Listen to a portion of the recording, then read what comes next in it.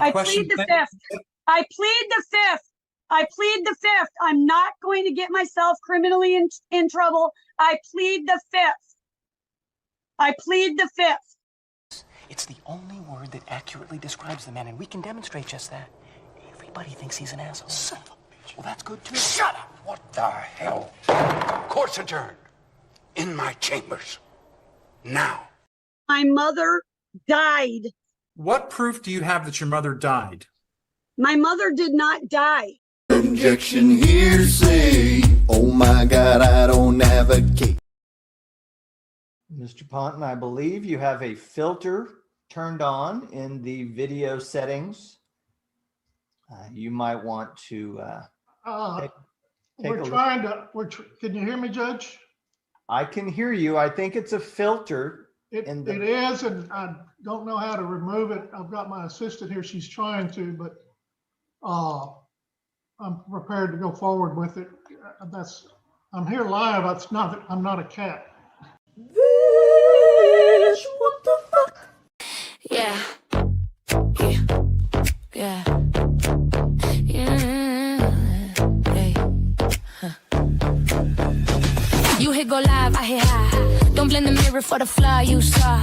You built the stage, ring light, halo. Crime, villain, art, potato, can't fatal. Overshared diaries, legal threats shaky. Sue the whole planet cause the comments got snaky. You call it harassment, I call it replay. You filmed the mess in 4K every day. I didn't script it, didn't cast, didn't scout. You tripped on your ego, now I'm trending off cloud. Substack, manifesto, spell check deceased. Paragraph long, but the logic real brief. Neighbors need restraining orders, court dates pending. But I'm the bad girl cause your rep is banding. The more you act up, the more you get sown. Strapped to my plow in the field you've grown. Every cell phone clip is a row I reap. You farm your chaos, I just harvest cheap. This is America, freedom of speech. If the shoe don't fit, let it slide on your feet. You perform the circus, I just buy a seat. You feed the joke, I don't even gotta tweet. Lip filler, migration, face on vacation. Still got the nerve of defamation accusations. You stalk folks' lawns, but call me obsessed. Ma'am, you filmed it yourself, exhibit A, press yes. Court filing, hobby lawsuits on repeat. Paperwork warrior, but you're losing in the street. Crying bullying while you rage for views. Then monetize drama with tell-all interviews. You don't want laughs, cool, here's the hack. Log off, go heal, don't hit post on the crack. No stream, no meme, no thread to unpack. But you love the spiral, numbers say that. The more you act up, the more you get sown. Strapped to my plow in the field you've grown. Every meltdown moment, Kerching, that's we. You plant the circus, I just thresh the beat. Free country, say what I please. You uploaded the clownery, don't sue me. You light the match, then scream at the flame. I just watch the smoke spell out your name. Yeah. Talk down, this live what I please. You up on in the pillory, ghosted, eager. You like no lust, scream at the flame. Accountability, ghosted, ego on tour. Blame the audience, never the lure. If attention's a drug, you double the dose. Then shot Pikachu when the laughter post. So here's the deal, real simple math. No chaos crop, I ain't got a path. You stop the show, silence no cow. But till then, welcome to the plow. Faster! Don't slow down now, boo. I'm so proud of you. Faster! Don't slow down now, boo.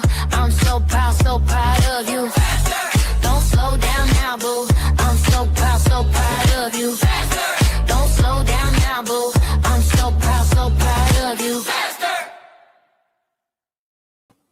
Well, it's another banger day to be proud of the anti-Hales ecosystem for their shenanigans that leads us to have content for days, content for months. Welcome back to the show, everybody. It's me, Megan Fox, your favorite medium smart journalist, and that umbrella guy, Tug. What's up? TUG is in the house. I am recovered for the most part. I'm still not sleeping very well at night because I can't breathe very well, but at least I am not dying of whatever cold or flu or whatever the hell I had last week.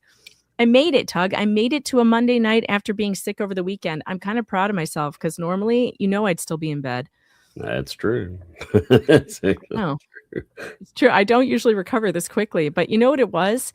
I think it was the rage. I'm just driven by rage and anger at watching the anti-Hales ecosystem maliciously lie I've never seen anybody, and that includes Laura Owens. I mean, she's a malicious liar for sure, but I have never seen anyone lie in the most obvious malicious ways as these people do. At least Laura Owens tried to hide her lies.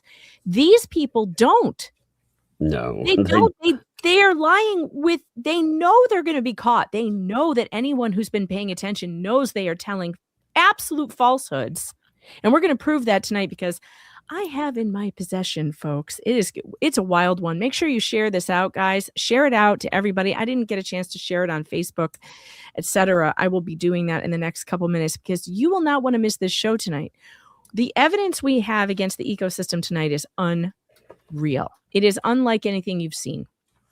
And we have huge breaking news, but there aren't enough of you in here yet to break that news because I don't want to say it twice. I'll tell you what, I don't want to say it twice, but it looks like we're having, please tell me YouTube's not down again. I don't think it is. All right, well, the numbers look a little thin for a Monday, so we're going to give it a little time before we reveal the big breaking news today. I'm telling you, I was looking at demographics, how they're made up, right? And I'm telling you, notifications are jacked up because, the last two streams, when the makeup of the numbers is only about 1/12 of the numbers are made up of notifications. So. Well, yeah, because of what they did. They changed it. Yeah, that's what I'm saying. Like, that's where your numbers are coming from. That's but here's the thing. Nobody ever got my notifications anyway. No one ever gets to this stream through notifications. Hardly anyone. So I don't know if it's notifications or what. But guys, if you do have a problem with notifications, make sure you're following me on Locals. meganfox.locals.com. Because I do always post when I'm going live there so that you'll get an email straight to your email, or you can get it set as a notification on the app as well. And it's free. You can follow me there for free, which is meganfox.locals.com. And that reminds me I have to go there and post this stream or I will be lying to you. But no, generally I do always post that when I'm going live, and you will get all the news there. They hawked. It's just crazy. They hawked, notifications forever. And they were like, yeah, if you hit the little bell, people find out every time you're live. And then they were like, yeah, well, unless they miss a time and they don't do it, then if they check out. The thing is, I never click on it when I get a notification. I just note it mentally and then I go back and watch it when I want to. But I don't usually click on the notification when it comes up. That doesn't mean I don't want them. I know they've treated it like we don't want them. That's a problem, And that's not what that means. I mean, hopefully they'll get feedback from people saying this is not working. No, they've cut out 60% of their human staff. 60% for AI. Well, I understand the desire to do that. I get it. Save money. The problem is that you build what's happening is they're building a lower and lower quality product across businesses, not just YouTube. Yeah. But so many businesses. There's no way. There already wasn't a way to get a human being, and now they've eliminated almost every. Now you'll never get one. Yeah. So there's no way to really get anything done. No way to complain and. The algorithm is also, or rather the recommendation system is broken anyway. Like for myself, you'll notice if you're looking online, watch how many not only old videos you get, but repetition in videos, and that's a problem in the algorithm. It's busted. It busted sometime last year and then it fixed it. Yeah, it's a problem. 10 chickens. I love your name, by the way. Says I have 10 chickens. Well, I did. I lost one over the winter. So now I have 9 chickens. Much like 9 chins, I have 9 chickens. I get a YouTube notification halfway through your intro. Well, at least you got one. Yeah, let's see. I'm glad you did. Looks like the numbers are climbing back up there where they normally are. So we're getting back to normal numbers now. There are 19. I didn't get a notification today. So I do. Typically, and I'm That's here weird. every time. Yes, see, I'm here every time. Yeah, that's weird. Yeah. Yeah, you know what, guys? Listen, you cannot rely on YouTube notifications for when I'm going live. You just can't. You have to follow me on Locals, meganfox.locals.com. I also will post the link on Twitter I always throw it out to Twitter. So if you're following me on Twitter at Megan Fox Writer, you'll see it there. If you are following me on Facebook, I generally remember put it there. And that's Megan Fox Author on Facebook, I think. I'm not even sure. I don't even know. Megan Fox Author on Facebook. But Locals is really best. meganfox.locals.com. And you will get the notification sent directly to your email, which is great. So don't, and Rumble, obviously, hello to everyone on Rumble tonight. It's good to see you there as well. I know some of you on Rumble, you get ignored a lot, but I'm here to tell you, I have the rant stats open. I have it popped out in a little window so I can see you. Welcome, Rumble Ghetto. It's good to see you. And I will pay attention to you. Jada, right off the bat with $50. Won at the casino today, sharing breadsticks. Oh my God, Jada, there's nothing more fun than winning at the casino, right? Nothing more fun than that. It's so much fun. I never gamble with my own money, though. That's a rule that I have. I only gamble with other people's money. I don't understand people who can take $300-$400 of their own money, dump it into a slot machine, and just pray it works. I've seen them do it, but no, I just work better when someone hands me $100 and then I gamble with that money.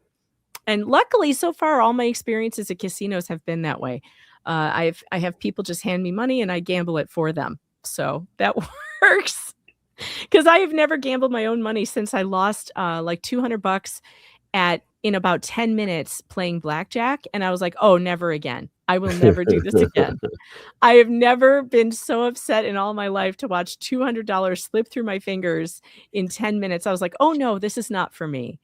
But I did have a lot of fun with those slot machines in Vegas. I'll tell you what, that was a good time. It was a really good time. So, all right. We are at 2,100 of you here in the chat. So I think we have enough of you here to break the big breaking news. Now, I know Jeremy has made reference to it. He has talked about that this might be possibly coming. I think he did anyway, although I didn't watch Sunday's show, so I'm not actually sure. I think he did, though. I feel like I've heard it. That was so funny because, the antis, he didn't really mention specific one. He didn't give somebody the food they desire. So they quickly ran out of chicken skins, and it was really funny. Did they actually have a show? They did, but it suffered a lot without him. The problem with that, and people are like, well, that's good, ignore it. Well, the problem is, you notice that when they're suffering for content, they just, I don't know, a 911 call happens, or, things just suddenly, they don't manifest, they escalate. And that's the only thing that I worry about with all of that, the escalation. Yeah. Well, look, these people are going to be awful no matter what you do. I think he would be justified in ignoring them publicly if he wanted to, or not if he didn't want to. I don't think it will change their behavior much. I'm like, what keeps them busy is people like Jay, especially laughing at them, making them very upset. Well, Jay, that's a big part of the breaking news tonight. Just J-Hip and Shizzy Wiznut appear to have broken paint chips. Oh, yes. That seems to be the indication. They have broken paint chips. If you guys have followed along on Shizzy Wiznut's show and Just J-Hip's show with the email reading and this ridiculous, I call it the email debacle, and the responses and the back and forth that was all copied to judges, by the way. If you followed that, it is now confirmed that Shizzy Wiznut, Just J-Hip, me, and Tug have all been removed from the CC list because they don't want to deal with the heat. Yes. They can't take the heat. They can't take the smoke, Jay. They can't take it, Shiz. You broke them. Yep. It has been pretty entertaining. You know what I'm going to do right now? I'm actually in the spirit of a celebration.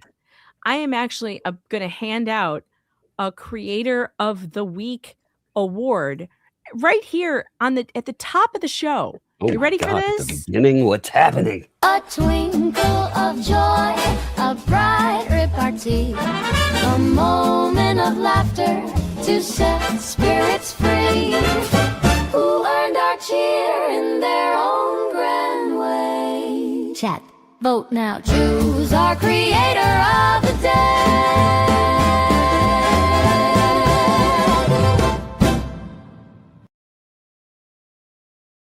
Well, today chat doesn't get to choose. I'm handing it out. I'm giving it to the two creators who broke paint chips this week. Shizzy Wiznut and Just J Hip.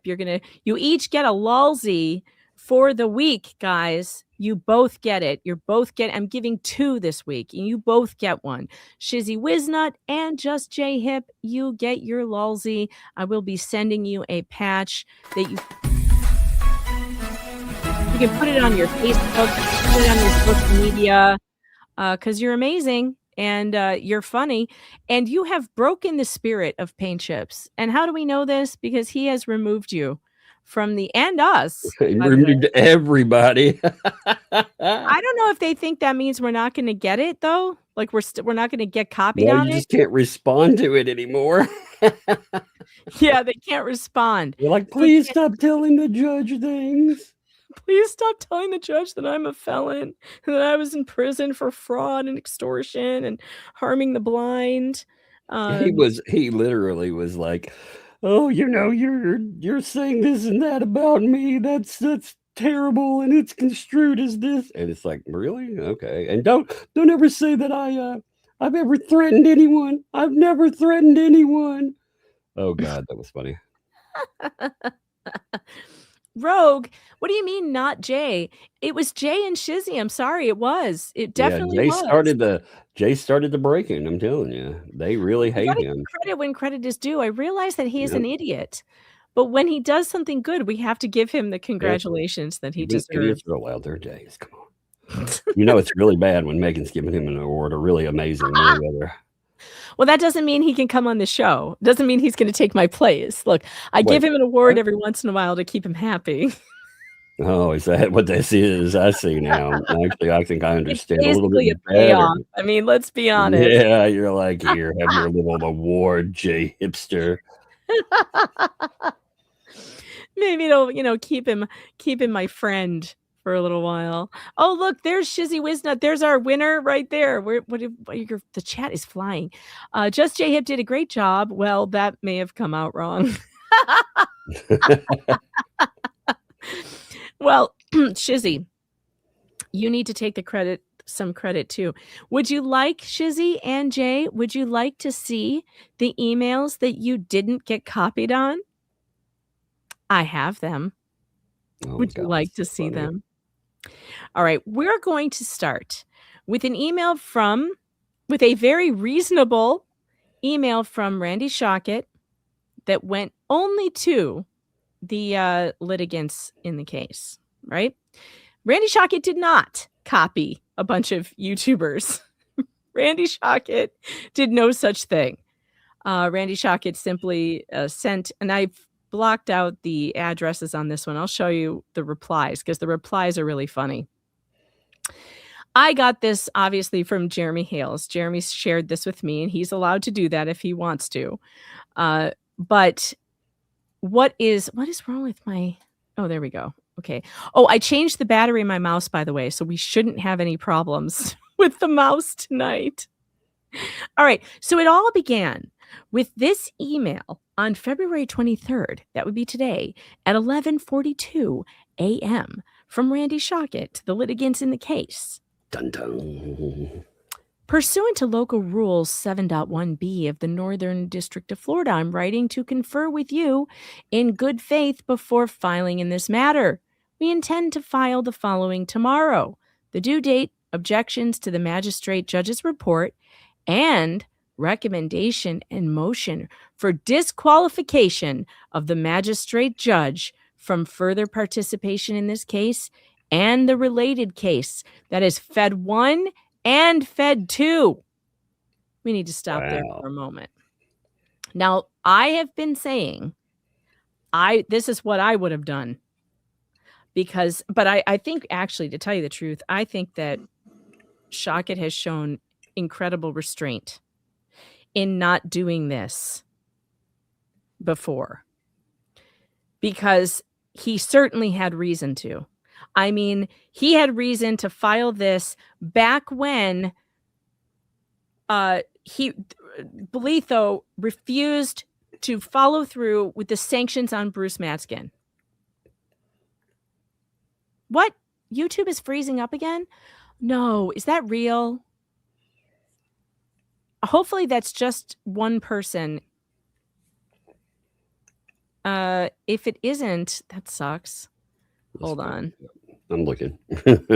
Are you looking? Okay. I'll keep reading while you look. Because if YouTube goes down again at the same time, I'm going to start to think that it's a conspiracy. All right. Shiz says it looks good over on his side. Everybody else says fine. All right. If you are having problems with freezing up, close the application and restart it, because that generally is what it is. And if you're on a browser, switch to mobile. And if you're on mobile, switch to a browser if you can. Sometimes that will solve the issue. Yeah, I don't see anything right this moment. I think that Jeremy Hales has had reason to disqualify this judge for a long time, a very long time. We've talked about it here a lot. And now it's finally happening. This is going to go in tomorrow. Now, this is part of the rules. Randy has to reach out. He has to do a meet and confer with all the other litigants and say, hey, heads up, this is what we're doing. And here in this next paragraph, we'll explain why. Yeah, here's a question, by the way. I didn't think about this back when. It's just now hitting me. You know that thing that John Cook sent out in Fed 1? Which thing? The last thing that got a no. It was the get me out of this. Yeah. Didn't he do that like twice or something? Yeah, but the last thing that he did, in Right. that, there was no 7.1 or whatever. And yeah, there was no meet and confer. Mm-hmm. And the judge didn't say a damn thing about it. And we will get into it, how much leeway they've been given. But it is outrageous when you really look at it. And I have looked at these cases again, and I've found specific instances time and time again where sanctions were given to Jeremy or negative consequences to Jeremy Hales, and nothing has happened when serious misconduct has occurred on the other side. Multiple instances. We're going to go over those. And we will have more of them tomorrow when this filing goes in, I'm sure.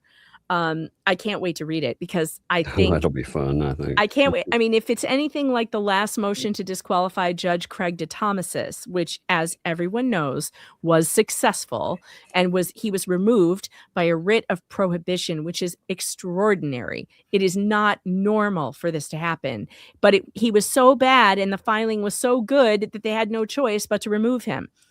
This is going to be the same. I'm putting on my court prognosticator hat, and I'm telling you, I believe this is going to go. Well, let me ask the Magic 8 Ball. Actually, Bruce asked for him to be removed before too, right? He did. Mm-hmm. And we're going to get to the absolute hilarious hypocrisy of the ecosystem in their current stance on Judge Bolitho. I mean, he put it into a filing, if I'm not mistaken, right? Oh, yeah. Yeah, he did. I can't read my 8 Ball. Oh no. The Magic 8 Ball has been corrupted. Oh no. It's kind of like a hard drive corruption. Oh no, I need a new one. And now I can't read. Paint chips is peed in it or something. What's that? Hold on. Paint chips peed in my Magic 8 Ball. It says concentrate and ask again. Damn it. All right. Well, we'll ask it again in a couple of minutes. Maybe one of the ecosystem thought it was a different kind of 8 Ball. They're like, Gabe, stay away from my Magic 8 Ball. It's not what you think. All right, let's see. We request that you advise whether you will agree to the disqualification of the magistrate judge from further participation in these matters. While we do not anticipate that you will agree to this request, we are obligated to confer with you before proceeding. Given our filing deadline, we respectfully request your response by tomorrow at 12 noon. If we do not receive a response by that time, we will assume that you are opposed to the requested relief and will proceed with filing our motions accordingly. This email and your response, or lack thereof, will serve as the basis for certification. We appreciate your prompt attention to this matter given the time constraints involved. Sincerely, Shockett Law Group. Okay. Does anybody want to guess who responded first? Anybody? Yeah, I can guess. All right, let's see. I'm not gonna say. I have my Let's guess. ask the chat. Does the chat have a guess on which litigant responded first? I'm waiting for your answers in chat. Shizzy says paint chips. Paint chips, paint chips, paint chips. Paint chips, paint chips. There's only one BBB. There's a Lisa. All right. The overwhelming majority of you have it correct. It was paint chips. Here he is, Mr. Luthman. Stunning. Himself. Stunning. I can't believe that. Stunning and brave. Now, I assure you, folks, that Randy Shockett did not copy all of these people into the email that he sent. The only people that Randy Shockett sent the email to were the litigants in the case. And the reason, by the way, that it's okay for me to just go ahead and read this email is because Paint Chips copied it to the entire world. Yes, he made it. He Except made it us. public news. Except us, Tug. Mhm. Except us. Yes, he made didn't- sure that anybody that would that might laugh about any of their responses or anything else, they had to be removed. Oh, I know what he's going to say. He's going to say, it's proof Jeremy Hales is coordinating with them because he sent it to them. Yet Jeremy Hales sent it to one person. You sent it to how many people that are not Wait, related to this case? Look at So this. does that mean that every one of those people, that are included, like Marla, Robbie? Yep. Look at these people. I mean, come on. Look at who he Volmit. He copied Volmit, his bully for hire. He copied the judge, Bolitho, and Hinkle. It's funny to me, by the way. Volmit has been begging for attention in the and everything, and he's like, "It's it too." And I kept thinking, man, this is the same guy that still hasn't figured out that the VAWA, Violence Against Women Act, does actually pertain to men with regard to protective orders. He still hasn't figured it out. Look who else he copied.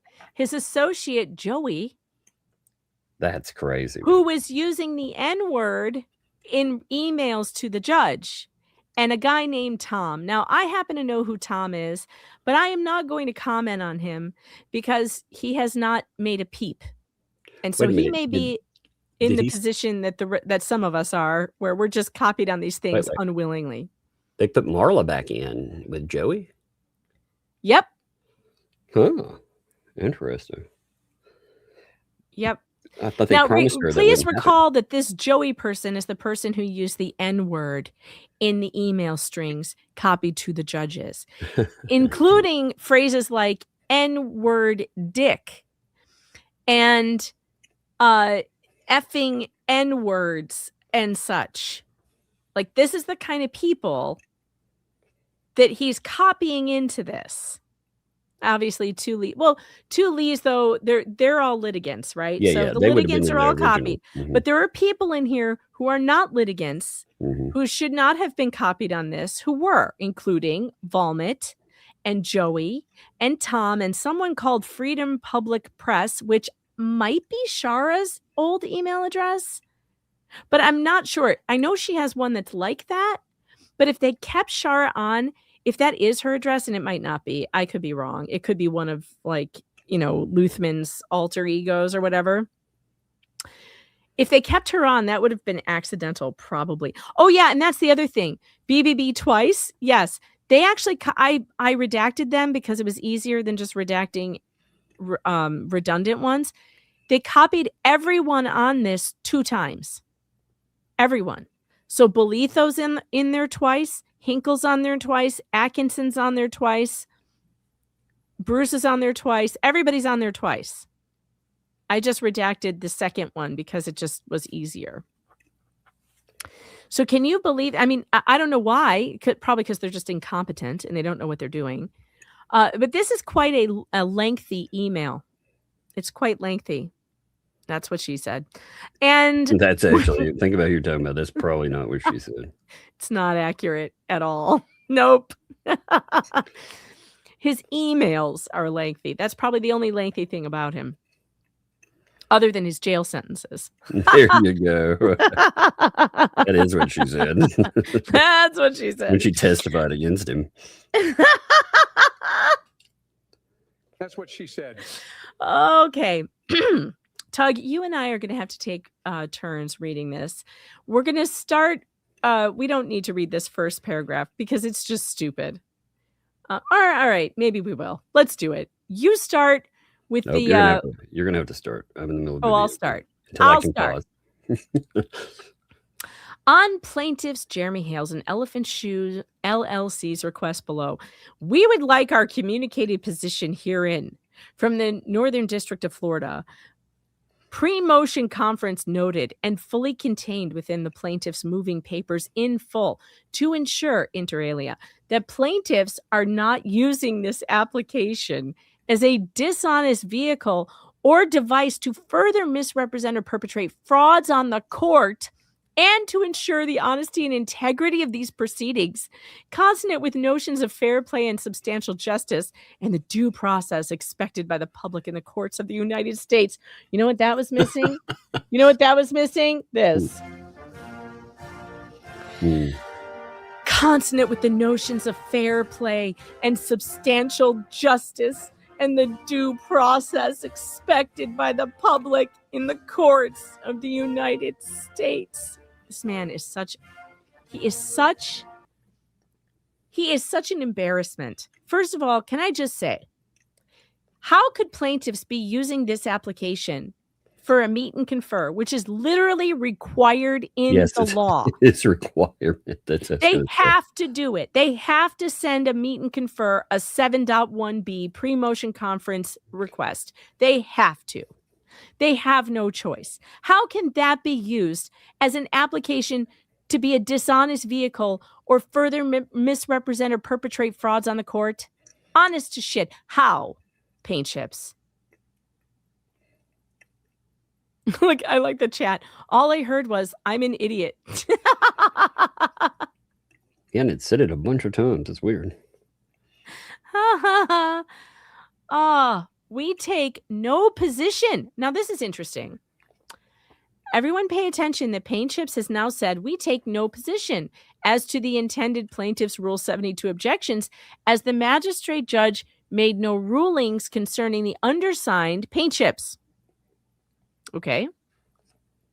Defendant Paint Chips respectfully states that he supports Magistrate Judge Bolitho's departure. Which I would expect. I would expect that, right? Because he's called him all kinds of names and painted him like a clown, written nasty articles about him. He would support him if he would have been let out of this for sure, but he is currently still in it. So. Oh, no, wait, though. He's going to flip-flop. Don't worry. But, you know, well, I'm just saying, like, so far he's like, hey, you know. Yep. I love him. I mean, I don't love him. So he would support Judge Bolitho's departure from further involvement in this matter. This position is not grounded in criticism of the court. No, he would never do that, would he? He would never criticize the court. No, that's never happened. To the contrary, it reflects concern for both preserving both the integrity of the judiciary and the appearance of impartial adjudication under unusually contentious conditions. One could argue, Tug, that the unusually contentious conditions were created by fucking Paint Chips. Yes, indeed. I think I'm sorry, Crystal, let me explain. No, I'm all confused. I thought Right Michael was Paint Chips. No, see, there is some confusion because sometimes Michael gets called Chips because his first nickname was Doritos. but Chips rhymes with lips. So it went from Doritos to Lips and Chips. But that's a chip like a Dorito chip. Yeah. Paint chips is like refers eating to lead paint. Yes. Yes. So there are two chips in this case. One is paint chips and one is Dorito chips. Two different kinds of chips. I know it's confusing, but hang in there. You'll catch up. Okay. Yes, Paint Chips has always criticized and belittled the court. We know that, but he's going to try and convince this magistrate that he never did any of that and that, in fact, it was us. Are you guys ready for it? You know what's really funny, though? In his own filings, he attached items that had Judge Bolitho made up like a clown. Yeah, but did you notice that he tried to portray it like someone else made that, like we did? Yeah. It's just amazing. Really, did they put his name on it too and publish it under his Substack too? I know. It's gonna be funny if that ever comes up in court as an exhibit. Yeah, Shizzy, I mean, you isn't can it prove that he's just always with the lying. zingers? Paint Chips always seems to take the position. Just saying, over and over and over. Mm-hmm. Yep. Yes, he does. All right. This is so funny. The record reflects an unusually high level of public vitriol, social media amplification, and personal attacks surrounding this litigation. Really, Paint Chips? Who's doing that? Notice how he does not say who is doing this. Of course. Anybody notice? Of course. He and his loser pals. They can't actually say, oh well, we put together an ecosystem. In fact, that's my favorite thing, how they've been trying to rebrand the ecosystem as someone else's. Oh yeah.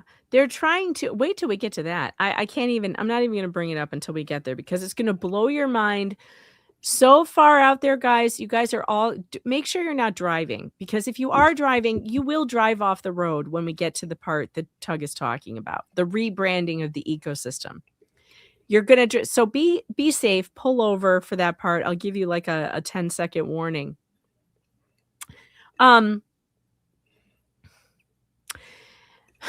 Federal courts possess inherent authority to protect the judicial process from abuse. Well, if that's the case, they should send federal marshals to Paint Chips' house, place him under arrest, and throw him in the pokey forever, because he's the one who keeps abusing the judicial process in every case he's involved in, by the way, which is why he got disbarred. That's so crazy, man. I know, it's nuts. And the public's confidence in adjudication depends not only on actual impartiality, but also on the appearance of impartiality. These concerns are heightened by plaintiffs' prior attempt to litigate against a vaunted Florida state prosecutor, Daniel Rex Owen. Look, Low T Rex. Low T Rex is in the filing, folks. Oh my God.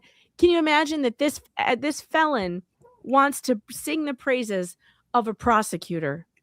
Unbelievable. A bad prosecutor at that. God, this guy. Public docket reporting indicates that the court entered an order granting defendant Owen's motion to dismiss and that the case was terminated on December 19th, 2025. What the hell does this have to do with the price of rice in China or the fact that opposing counsel is asking you if you object to a motion to disqualify the magistrate? You absolute idiot. Why are you bringing this up?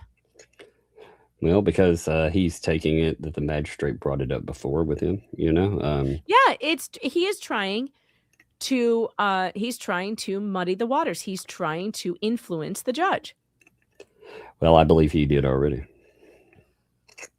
Yeah, but I can't believe that the magistrate should be embarrassed that he allowed himself to be influenced by a felon, a disbarred, disgraced felon who was sent to prison for extortion, fraud, abusing an elderly blind man. That's the weird thing, since he liked doing out of school research, talking about the Dan Owens stuff, which is crazy in and of itself. Weird how he didn't do any research into the people that that he so often seems to like to grant, well, I'm going to say crazy conditions for.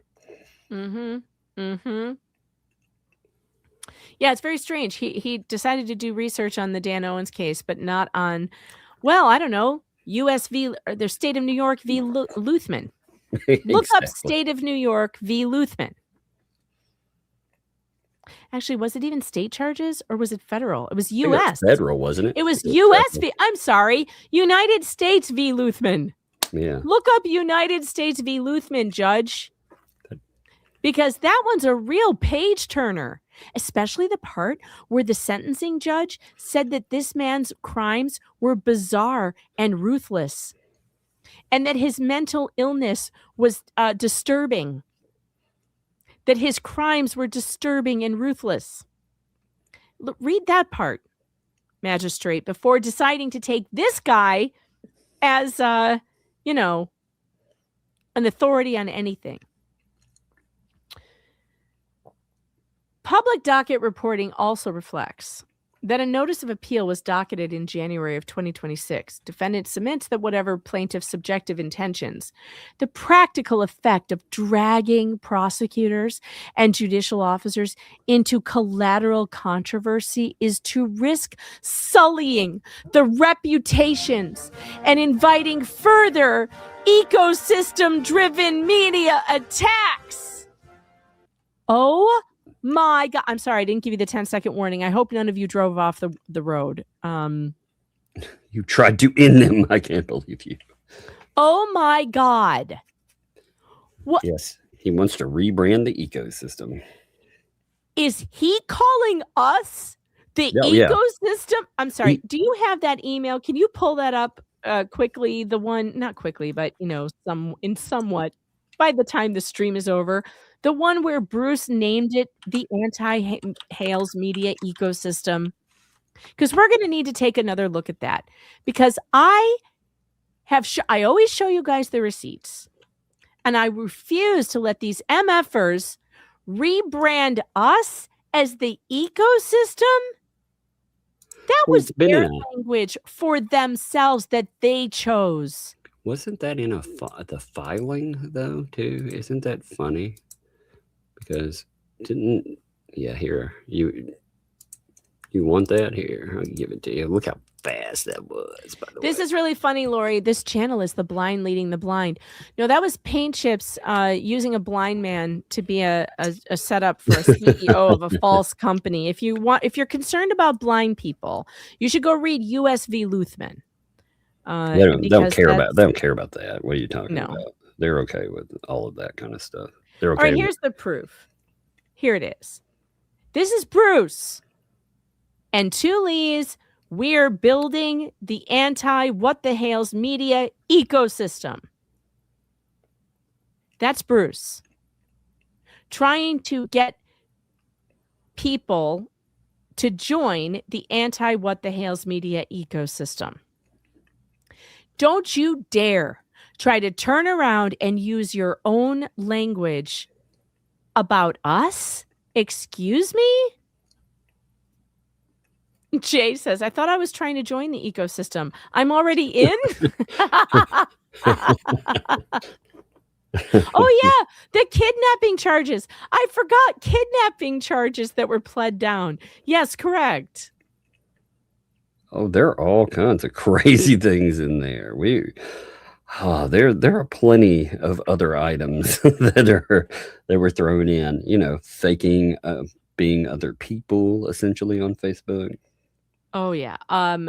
He got in huge trouble for pretending to be like an alderman or something. Some guy running for office and trying to pay a hooker to say that he ARPed her. Remember that? Yeah. Oh, which he fervently now denies, even though he was like, "Oh, I'll take the full weight of this." Nope. Weird how that happened. Shizzy says, if I remember right, they put a gun in that guy's face. Yeah, the blind man. That's right. Yep, he was held at gunpoint. Of course, Paint Chips doesn't do that kind of dirty work himself because he's a coward and he'd piss his pants before actually pulling a weapon on anyone. So he has to hire a goon to do it because he would piss himself. I don't even think he can look at a gun. He'd probably piss himself, which is hilarious because he loves to threaten people, but he can't follow through. It's not something he can actually do. All right. So Maybe that's what she said. that's what she said. Damn it, where's my button? That's what she said. Oh my goodness. Those of you, all right, guys, don't go nuts on the troll. Leave the troll be. We'll just oh, Lisa tells the truth. Look at this. This is so funny. Lori, honey, what truth? I show you receipts. I show you where, look right here. Have you seen this? We're building the what the Hales media ecosystem. What do you think that is? What do you think his purpose was? I could tell you because he wrote it down.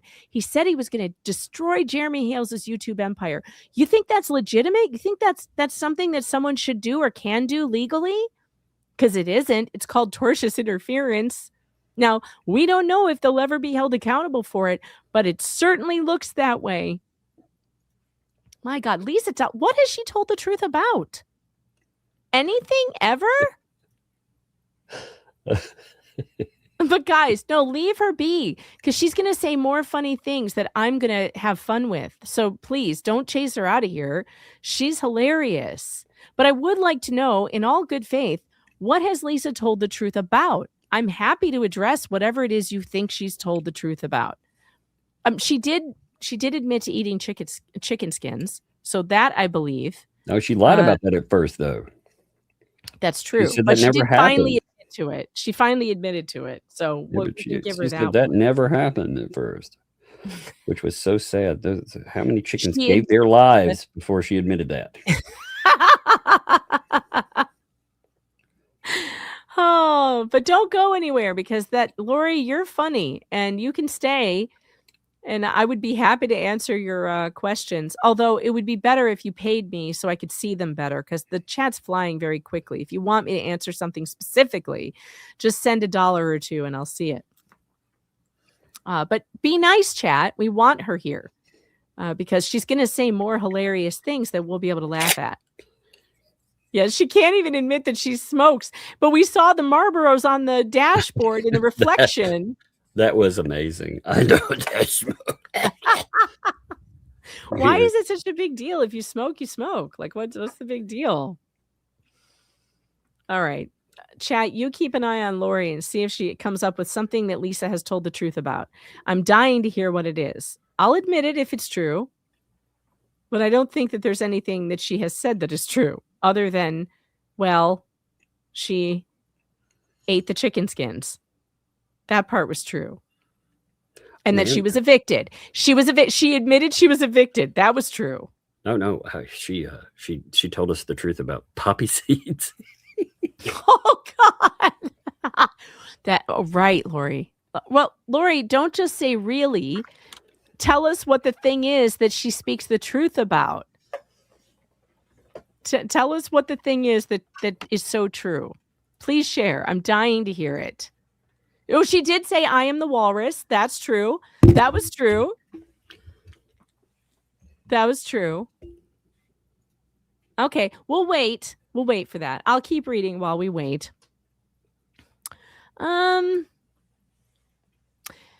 These concerns are heightened. But, oh, wait, we did that. I read that. Dragging media attacks. Okay. Article 3 judges hold a lifetime tenure precisely to insulate judicial decision-making from external pressure, retaliation, or concerns regarding professional advancement. Let me ask you something, chat, and everyone else. Who is the person who is exerting what he calls external pressure. Literally, he calls it that. And said in print that, or on his stupid podcast, The Unwatchables, that no one can watch, that judges hate it when journalists write about them, and he's seen himself in Google. He's Googled himself and he doesn't like what he's seen. Who wrote the thing that said that he allegedly wouldn't like? He was attempting to exert external pressure on the magistrate, by the way. He said he was doing it, and then he did it. And then he said that the magistrate wouldn't like it. That would be Paint Chips, in case you haven't figured it out. It was Paint Chips that did that. Unbelievable. I wish I had these clips. There's just been too many hours of streaming, but I remember him saying it. I wish I had, and I will probably have to go back and look for it. By the way, if you enjoyed this this channel, I have not shilled at all for my channel here. And the good news is that I enjoy what I do, and it's like, I would do it for free. I really would. I think I would, because I can't seem to stop myself. But it makes it even better when I'm not doing it for free, when I make at least medium wage. And that's where you people come in. Medium wage is good enough for me. And those of you who want to support the show, please do so. You can send super chats. You can send super tips. You can send Rumble rants. You can send Cash Apps, Venmos. Oh, I forgot to put that on the banner. I should do that because people like to send them. By the way, the Cash Apps have come in very handy lately. And I bought a bunch of stuff, and I may do a haul later. Probably like a members only. That'll be fun because I bought some stuff to upgrade my wardrobe because I'm really tired of looking like a slob. I live in rural America, and I have to tell you, there is a shocking lack of places to go where you have to look nice. And I miss that about Chicago. I miss there being places to go where you needed to dress up a bit. And I'm tired of my wardrobe. I'm so sick of it. So I bought a bunch of fun stuff. And you guys helped me do that. I used my Cash App money. So that was fun. Hey, why is it only the Cash App on the thing? Oh, wait. The banner's wrong. What the heck happened to my banner? There it is. Broke the banner. I broke the banner. There we go. That's the good one. I mean, and it was the right one, but it was just the Cash App and not the Venmo. I don't know why. Anyway, I should do a members only for that. That'll be fun. So if you cannot send monetary donations, that is totally cool also, because here's what you can do, and it's totally free. You can hit that like button. You can hit subscribe. You can share the channel and the show with friends. You can introduce us to your friends and loved ones, and just share it out on social media. That is a very big deal to me. That means everything. Just you being here supports the show. Your watch hours support the show. So never feel like it's, like you're not good enough if you can't send a super chat. That's not true. If you have it, don't send me your ramen money. If you have it, send me your Starbucks money. We can all do without Starbucks once a week, right? But we can't do without our ramen money. So do not send me your ramen money. Only his Starbucks money. And it's appreciated. We love you, chat. We appreciate you. What is that? My phone started. It opened. I was checking some messages. I've got a relative in the hospital, so I was checking their stuff. And when I opened, it's in a Twitter message. It started playing random Twitter shit. Of course. Oh my goodness. Carrie Mankins, you didn't know this channel existed? She says, I just found it and subscribed. Well, awesome. Welcome. Welcome. I'm so glad you're here. You're probably going to be a little lost, but that's okay. It's a case that's been going on for 2 years, but this is a fun one. Anybody can jump in and look at this perpetually puzzled puzzler. I'm sick of your wardrobe too. I don't blame you. Oh my God, I've been wearing the same shit for so long. Trust me, I've got some new stuff coming, and it's going to be great. It's going to be great. Don't worry. And it's all because of you, chat, because of the Cash Apps that you sent me. I was able to go on Shein and I went on Amazon and Shein. I bought a bunch of fun stuff. So I intend to wear it on streams soon. Not these streams because, we're off camera, but I have a bunch of Laura Owens stuff coming up. Oh, and Friday, you guys, I'm so excited. Thursday, the new podcast comes out, the one that I'm in about Laura Owens called Love Trapped. It will be on Apple Podcasts, Spotify, iHeartRadio, wherever you get your podcasts. It's an iHeartRadio podcast. It's called Love Trapped. I'm in it. Your favorite medium smart journalist is all over this thing. It's going to be a multi-week podcast. It's good. It's done. It's a professional podcast. It's going to be awesome. You're going to love it. And the Friday after, that would be this Friday after it premieres this Thursday, I have the podcast creator, Stephanie Young, is going to be live with me on my channel on Friday at 1 p.m. Eastern Standard Time. So if I got any of my new stuff shipped to me by then, I will wear something new for that interview. It's going to be a great interview. We're going to talk to Stephanie about all the things that she had to go through in order to make this podcast and what it's been like for someone coming in completely new to the Laura Owens pregnancy scandal, fakery, to handle it. And she is great. You guys are going to love her. She's just like me. She's from Chicago. She was in radio. Like, we have so much in common. We even found out that we worked for competing radio stations at the same time in Chicago in the 90s. It's funny. We probably played on opposing softball teams. And just didn't know each other. You're going to love her. Stephanie Young is amazing, and she has done an amazing podcast. So Thursday, the podcast drops on Apple Podcast, and that's called Love Trapped. Make sure that you listen to it. And Friday, I've got Stephanie Young on at 1 p.m. So tune in for that. If you are, if you want to hear other stuff besides Hales, that's what you need to do. Okay. Lori left. Did she? That's too bad. Lori, come back. Wait, we didn't get an answer on what was truthful? No, we didn't. Man. We did not. We didn't even get, we got no questions, nothing. But we didn't get the answer. I was waiting for that one. I know, I was too. I was very excited for it. Janet says Lori had to take a break to try to remember what 2L may have told the truth about. Well, okay, we'll give it to her. Maybe she'll think of it and come back. She's welcome to do that. Welcome to do that. Guys, yeah, the podcast on Thursday, episodes 1 and 2 will be dropping on the same day. So make sure that you listen because you're going to really like it. I have no idea which episode I show up in. I know I'm in the trailer. The trailer's fun. Maybe we'll play that in a little bit because it's fun. It's a fun trailer and I'm in it. So, of course, I'm going to play it. But I don't know which episodes I'm in, but I was interviewed multiple times for it. So it should be really great. So is Dave Neal and Clayton Eckert and everybody. It's really fun. All right. Where was I? Article 3. Oh, he was kissing the ass of judges in this paragraph. Paint Chips is kissing ass. Article 3 judges hold lifetime tenure precisely to insulate judicial decision-making from external pressure, retaliation, or concerns regarding professional advancement. As the Supreme Court has long recognized life tenure to ensure judicial independence from political and personal reprisal. Well, that hasn't stopped him from trying to destroy Judge Bolitho's reputation.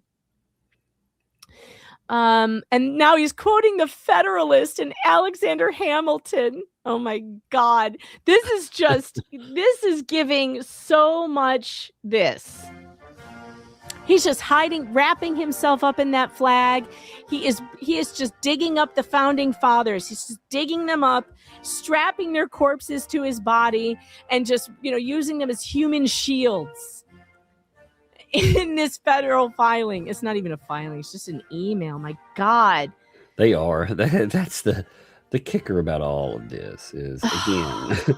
It's not even a filing. They're not. Describing life tenure as essential to judicial independence. Contrasting Article 3 protections with non-Article 3 judicial roles, there is clear and documented public vitriol surrounding this case and the amplification of filings across social media platforms. Now, I have not clicked on these links yet. Have you? No. I wonder if I should. Any link that Paint Chips. Hold on. I'm going to look at the links on another screen. No, I'm not touching them. Okay. One of them is Jeremy's, one of his Jeremy's live stream. I think it was the one where he said, I'm going to keep you in court for the rest of your lives or something like that. Whatever it was that he said. Mm-hmm. One is a Google Drive, which I am not going to click on because they'll know exactly who clicked on it. And so I'm not going to give them that. The third link is another YouTube video, and it appears to be Shizzy's. Shizzy's video that is lawsuit meltdown, paint chip targets Shizzy Wiznut, desperate flailing after losses. And it doesn't go to a timestamp. It's literally just the entire 2.5 hour video. Like anybody's gonna, like the judge is gonna go and look at that. I still cannot get over the fact that, old John Grimm, who defended this guy, he's like, I'm going to sue old John Grimm's too. What does he want to sue John Grimm's for? I think he got kicked out of that Facebook group of it. He just kept going. He finally kicked him out. Yeah. I noticed that Mr. John Grimm's never gave me an apology. I noticed that he never did that. By the way, the fourth link, Just J Hip, you're a winner, chicken dinner. Do I have a dinging noise in here? You can tell who's broken him lately because that's usually who he targets like this. So, yep, Just J Hip, you won. You're the fourth. You're the fourth link here. You're the fourth contestant on The Price Is Right. And the stream that he picked to show that this is a clear, documented public vitriol was Mr. Leatherface reads his diary with me on stream. Which has nothing to do with this case. It is literally like decades old writings on a blog. Okay. Now the fifth and final link. Who's going to be the winner? Who is it? It's Tug. It's Tug. Tug. I didn't even make this list. Which stream was I need to work harder at my vitriol. Yours is the, you got the live anti-Hales targets judge? What? That's what they picked? Anti-Hales targets judge? Oh, that's where, oh my God, that's where Joey, he wrote he dropped the N-word email? Yeah, talking about the judge and targets another judge too. Chips. Yeah, Chips, I'm so proud of you, bro. Man, isn't that weird? So you're like, hey, out of any of these, I think I'll pick that one. I'm so proud of you. That's a oh good my one. Gosh. Remy Rat on Rumble sent a $50 Rumble rant, says matching the breadsticks. Hey man, that's so cool. Thank you so much. I love Rumble rants. They're just like YouTube super chats, except they're on Rumble. And I think they give me more of them, which is great. They don't take as much over on Rumble. And Super Tips, by the way, you can go to Super Tips too, supertip.gg/Megan Fox. It is pinned to the top of the YouTube chat. It is also pinned to the top of the Rumble chat because Rogue Mama is on top of it tonight. Thank you to Rogue Mama and all the mods for all the work you do. And Super Tips are fun because Super Tips use AI voices to read out your chats. So we like that. And they give me a lot more than YouTube does too. And I like that even better. They give 90% to creators, which is a really cool system. And I like it a lot. Yeah, it's real good. And you know what else, Tug? They pay out right away. You should seriously consider setting it up. What, Rumble? No, Super Tips. Oh, Super Tips. Yeah, I thought about it. It pays out immediately. However you have Stripe set up. You can set it up to pay daily or weekly or whenever, but it pays out right away, which is really cool. And I really like I like it.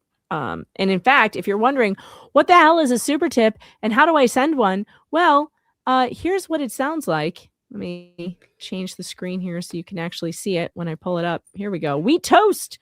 Thanks for the 5. Just dropping a few breadsticks into your blessing box. I always love it when you drop breadsticks into my blessing box. Why does that sound so dirty? That really sounds bad. Phrasing. That sounds so bad. It sounds very bad. But also, it's not bad. It's so bad that it's good. Keep doing it. Keep sending the breadsticks into my blessing box. I approve. Oh my God, that is so funny. That is a Nick Rekieta approved joke right there. I can tell you right now. That was approved. All right. Together, these channels have a subscriber reach of over 1 million users. Hey, wait a minute. I wasn't even in that list. Are you telling me that you and Jay and Shizzy and Jeremy are over 1 million users without me? Yeah, I'm just, really feeling left I out now. believe. Did they wait? They included Jeremy, right? You said Jeremy in there. Yeah, you so and Jeremy Jeremy are over myself. 1 million. Yeah, that would be there. But yeah, it's sad. It's so sad. How You shouldn't be did left I out. get left out of this? I know. Well, because I guess you haven't made fun of him enough lately. Man, Remember when you were like, I don't want to make fun of him anymore. Look what you get left out of. I guess that's my fault. I didn't go hard enough against Paint Chips, and now I don't even get the credit. I get nothing. I get nothing. Nothing. Just J-Hip, this is a very valid question. Thanks for the 5. Why is Canine Cop J-Off part of this? G-Off. I'm confused, but welcome to the show. Who knows? But Mr. Leatherface is involved now. And I think that Paint Chips thinks Mr. Leatherface is someone on our side. For real. For real. All right. Dose Reality says it took me a minute, but the whole breadsticks and blessing box thing just hit me.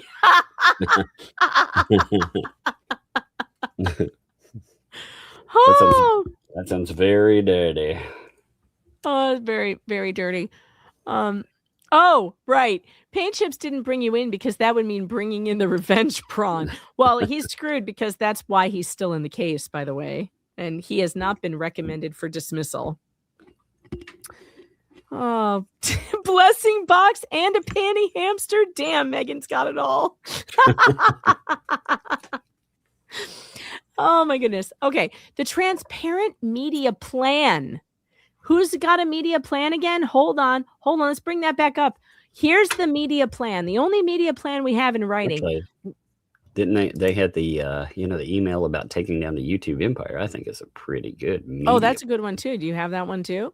Yeah, I think it's in the same. Because this one is a pretty good one, though, for the media plan. We're building the what the Hales media ecosystem. I defy you, Paint Chips, to find a message sent by one of us that says something like that. Look at that. Here it is. We have a goal, and we can either get hung up on these things that don't advance it, or we can stay focused. Destroy Jeremy Hales legally. There is no legal way to destroy another person, by the way. There's no legal way to do that. That is the goal.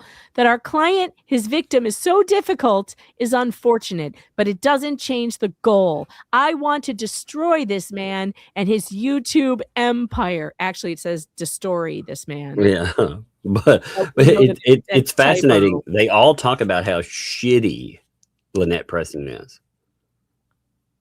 Because that's right there. Yeah. They're talking about I mean, they're just saying what we all know. Yeah, but of course, they're hoping their payday comes off of Jeremy Hale, so they can't admit that all those terrible things that this person says and does, they wouldn't tolerate. If it were just some random, if they really had to do it for free, not contingency based, but actually for free, would they still agree? Unreal. I mean, again, this is the written media plan that these idiots put in writing and gave to a journalist, by the way, included a journalist who never told them she was going to just tell their side of the story. She said she was going to tell it, do a story, how she does a story. And Shara decided, holy shit, these people are terrible. They're horrible. Well, and they talked about how great she was until she decided to talk about the whole story. Yeah. Yeah, and then they were like, what? They were plotting to destroy a person. It seems that they learned from that, and then they brought in, what so-called journalists did they bring in afterwards? The bully for hire. Yep. Yep. So I think we have plenty of evidence that we've shown over the years now. It has been actual years that we have shown the evidence that these people intend to destroy Jeremy Hales. They planned it. They built an anti-what the Hales media ecosystem. And now they're trying to somehow assign that ecosystem to other people, to us. Isn't that weird? I'm not having it. I'm not having it.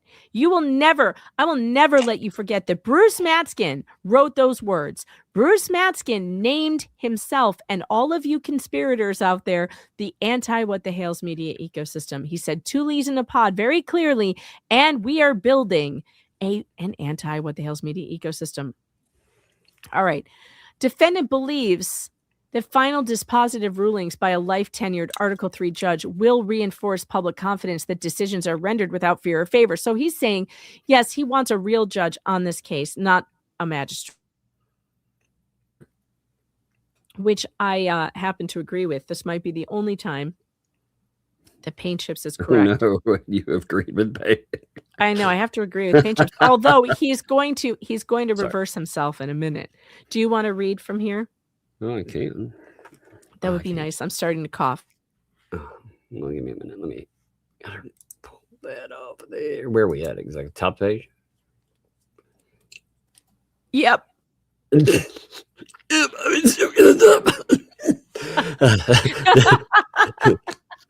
sounded almost like you're choking. It sounded like you were taking a rip instead of a freaking cough. It's good. I was trying not to cough in the microphone. I'll be like, Gabe, are you there? You're channeling your inner Gabe. Oh God. This is especially important when litigants and affiliated third parties publicly discuss judicial actions in personal and reputational terms. The integrity of the court should not be drawn into collateral media controversy. You know what I love about stuff like this? He's essentially telling us we aren't allowed opinions when a court does something. And we absolutely are allowed opinions when the court does something. You know, even losers like him are allowed opinions. It's just when they try to do something like, I don't know, influence the court, that becomes a problem. The 11th Circuit has emphasized that federal courts must safeguard both their jurisdiction and the dignity of judicial proceedings. Yeah, you know, if they were going to keep something from becoming a clown show, they should have reeled this dipshit in a long time ago, you know? Oh, yeah. Oh, that's hilarious. You know the I don't smoker? Yeah. It'd be weird if there was like a video of her with a cigarette in her hand. Is there? Yes. You know, when they went out on the buggy, when they're the golf cart thing, you know, when they went on their little tour that no one could see. Yeah. Apparently there is here. Give me 1 second. I'll send it over to myself. This was sent over. It's pretty funny. I took a still screenshot out of it. Give me a moment here. I gotta go get it. It's Okay. worth it though. I just love. She doesn't smoke, folks. There's no Yes. smoking. But yeah, everything's the truth, you know. Everything, right? Especially Oh, of not, course. not She always smoking. tells the truth. Yep. except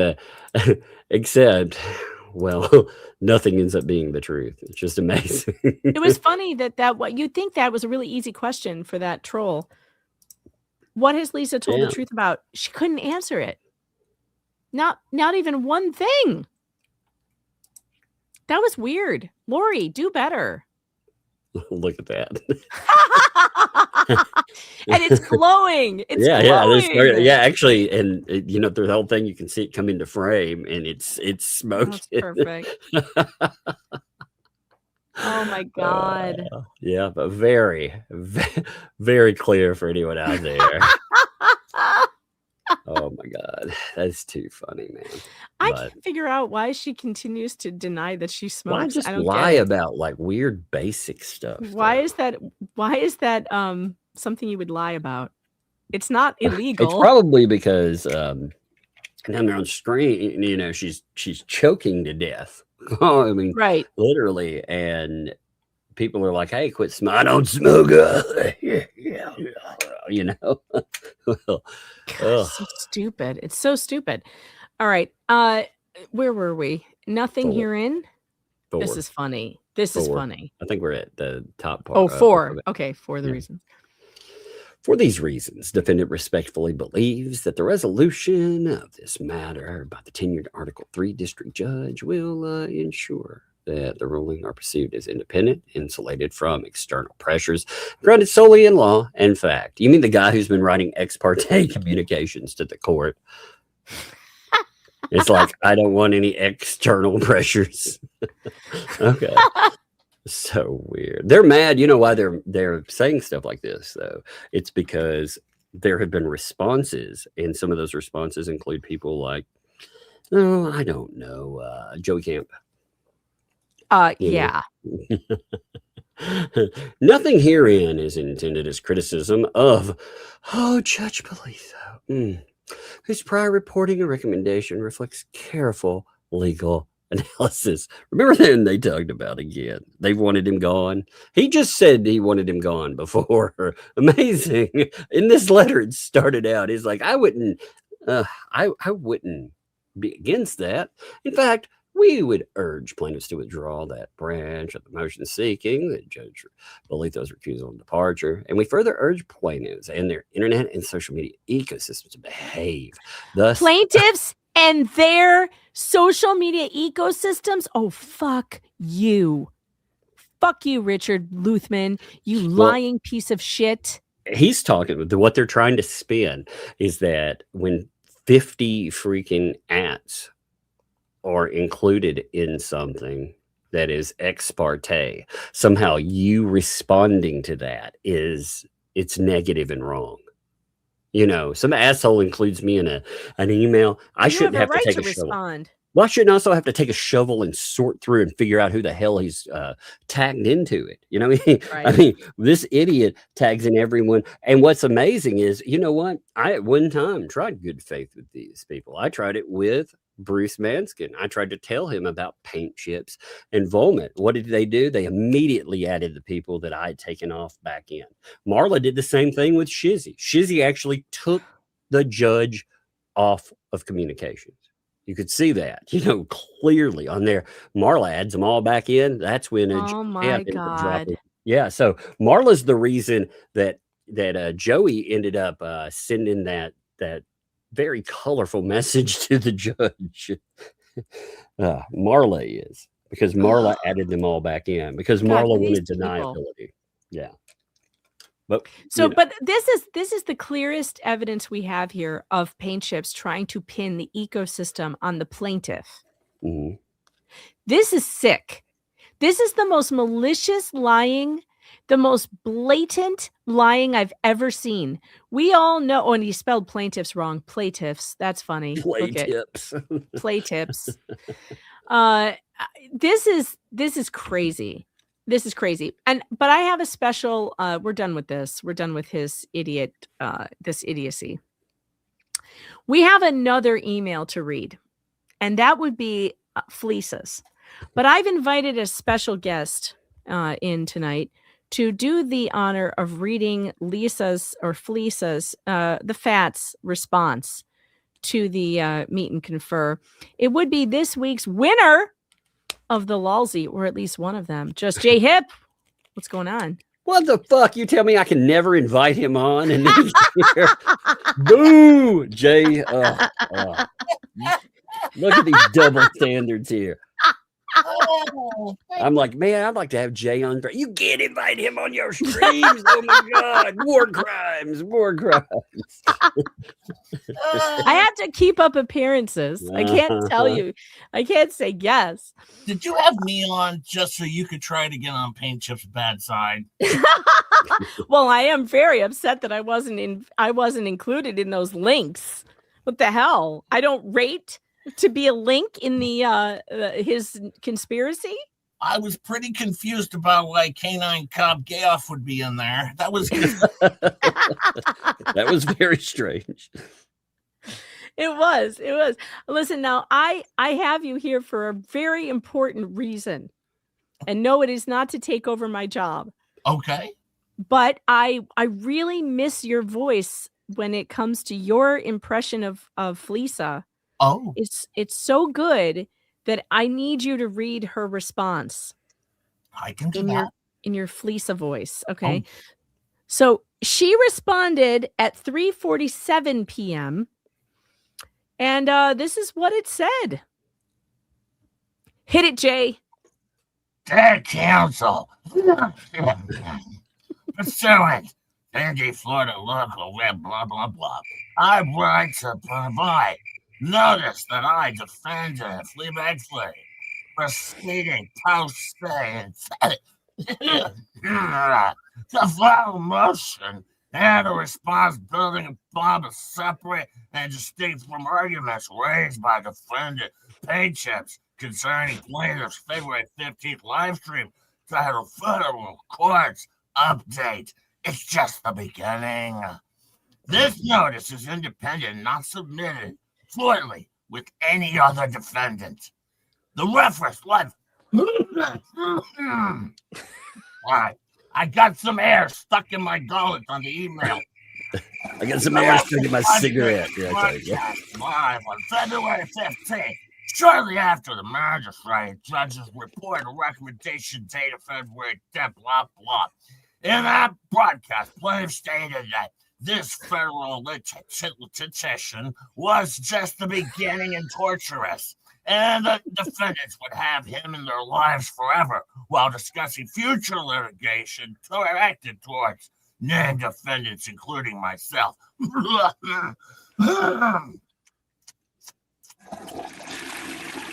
I believe these statements are directly relevant to the court's consideration of improper litigation purpose, potential, vexatious conduct of the court's inherent authority to prevent abuse of its processes. Federal courts retain inherent authority to sanction bad faith conduct, blah, blah, blah. The 11th Circuit recognizes that district courts have both the power and obligation to protect the jurisdiction from conduct that impairs Article 3, blah, blah, blah, case stuff, pre-filing restrictions, and related relief are appropriate where litigation is used as a tool of harassment.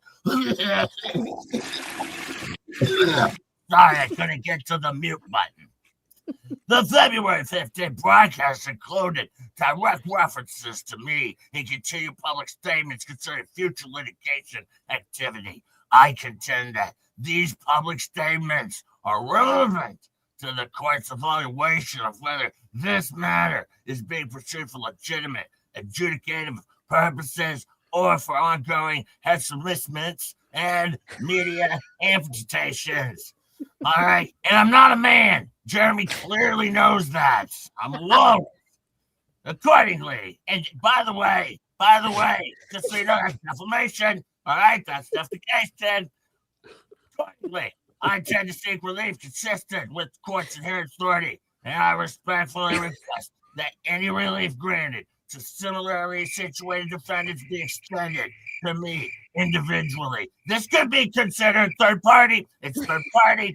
I reserve the right to conduct my own separate meet and confer regarding him for any forthcoming motion. Please advise if you're willing to confer in good faith or just sit down for some delicious chicken skins. Let me know. Badly, Flea. Oh, that was excellent. Very, very good. Very good. And scene. Jay, amazing. That was very good. I haven't caught up on your stream today from this morning, and I really need to. Oh, it's a doozy. It's a doozy. Maybe I should just play the recap, the flea cap here. I could just grift on the flea cap. I just play it. It's too long. You know, these dummies thought to do a show about nothing, and I wouldn't have a flea cap. Oh, no. I had even a longer flea cap if they're stupid. So, no, I appreciate, though. 3 hours and 10 minutes for $0. That was amazing work, friends. That was good job. Good job, please. Did they split the money that did they split that money that they made after you laughed at it and they were like, come on, we can get some monies, and they got like 14 donos? Well, last night they got 0 super chats. 0. Well, as you would say, coffees, or no, Kofi's. It's coffee. Okay. It's coffee, but they keep on saying Kofi. Well, because if she says the word cough, it really it triggers all the PTSD. I can't even say it now. I've been listening to them too long. It You've got the triggers their PTSD PS5. Wait, from no, listening. PTSD. Yeah. It was a fun show. And if you watch the very beginning, I mean, second one of the show, like literally, right in between when you hit go live and it actually plays your music, there's like 3-4 seconds where it'll pick up your voice. You hear Tammy J going, well, I guess it'll just be a short one.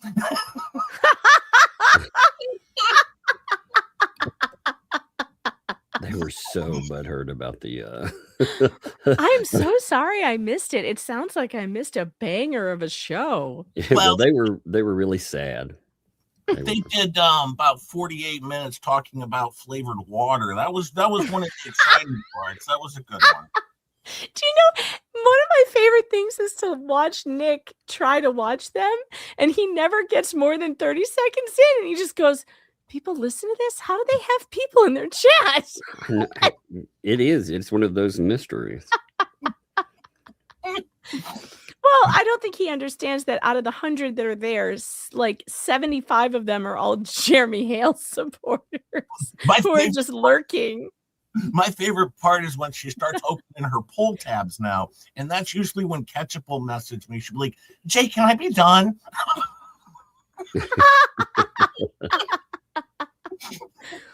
Oh no. Have they been selling the rocks recently? Any peen rocks or No sales that I have seen. They do the giveaways though, and they have these new poll tabs. What is a pull tab? I can't figure out what it is. Pickles tickets is what they are, if you know what those are. I don't. What's a Okay. They're like little, I don't know. It's almost like a scratch off ticket, but you pull these tabs open to see if you win money. Now hers are fake. She doesn't win any money, but she goes through. She spends 30 plus minutes opening pull tabs and adds them to the price of her giveaway. And you can, surprisingly, the other day when they had a giveaway, well, the person who won it didn't want to pay for shipping, I guess. And they said, I'd like to gift mine to Tammy J. Oh my God, these people. Jay, what are you gonna do when the Fleabag show inevitably peters out and they stop being entertaining? What are you gonna do? I mean, are you just gonna all Bone Crusher all the time? Oh no. I'll start go back and I'll flea cap the pre-Jeremy Hales days. That must be something. You should flea cap the loofah day. Have you seen that one? Because if you go back a couple of years, they were driving the loofah mobile around. You should flea cap that stream. It was so awkward. And all these people in the villages were like, you know what the loofahs mean, right? And she's like, ha ha ha, it's just a joke. It's just a joke. Well, maybe you shouldn't joke about that because people might think it's real. Ha, no, it's just a joke. It's just a joke. It's so embarrassing. I always play with them, in terms of, I always put vomit in my comments on my thumbnail, like vomit has a hitting piece, and then I never bring it up just to have him sitting on the edge of the chair going, oh, tonight's the night, and then time vomit. And he totally will because he's a narcissist like that. And oh my God, he he's loves been it when begging people talk about him. attention. He is begging for attention. What has he been sending you? I'm wondering if it's different than what he sent me. Well, I'm blocked, but tomorrow I have a big email drop going out to the producers of the anti-Hales ecosystem. I have I've been workshopping this with focus groups in season 7. I have the perfect idea. We talked about offing a character or them offing one of them their own, but no. I went with the focus groups and I found what's going to sell the best. What's going to sell the best. So I'll be sending that off to Bruce and I'll be sharing it in members only. Well, I can't wait for that. I'm sure it will be amazing. When is that members only coming up? Tomorrow morning at 8 a.m. Tomorrow morning at 8 a.m. You heard him chat. Tomorrow morning at 8 a.m. members only. And I think Jay's membership is only 99 cents. It's a deal. It's a steal. I'm a member and I actually wasn't gifted it. I actually pay for it. So that should lay to rest all of the concerns some of you might have of whether I actually like this person or not. I pay for a membership over there. I wouldn't do that if I actually hated him. I mean, he is an idiot, but I don't hate him at all.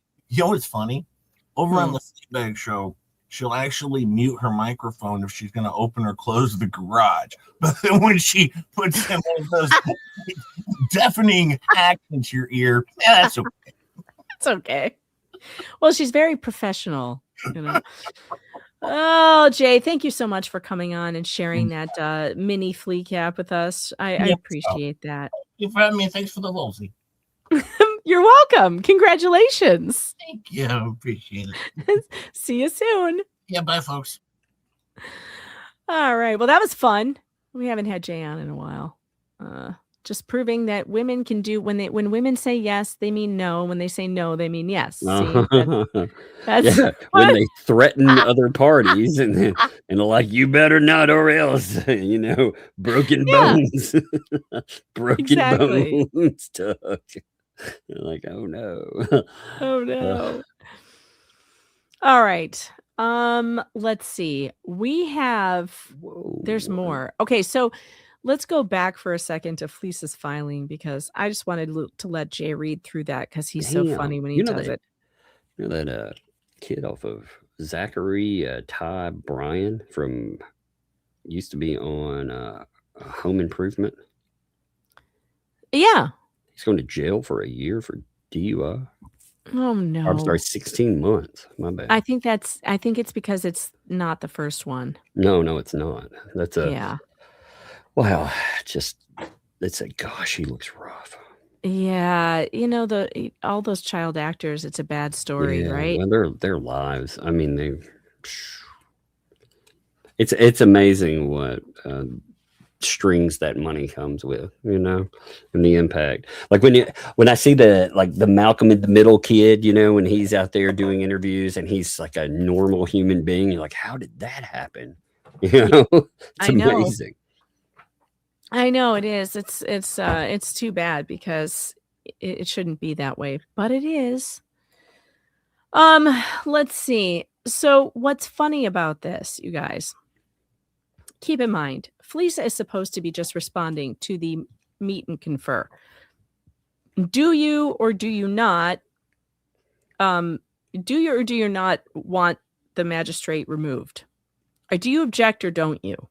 That's what they're asking for.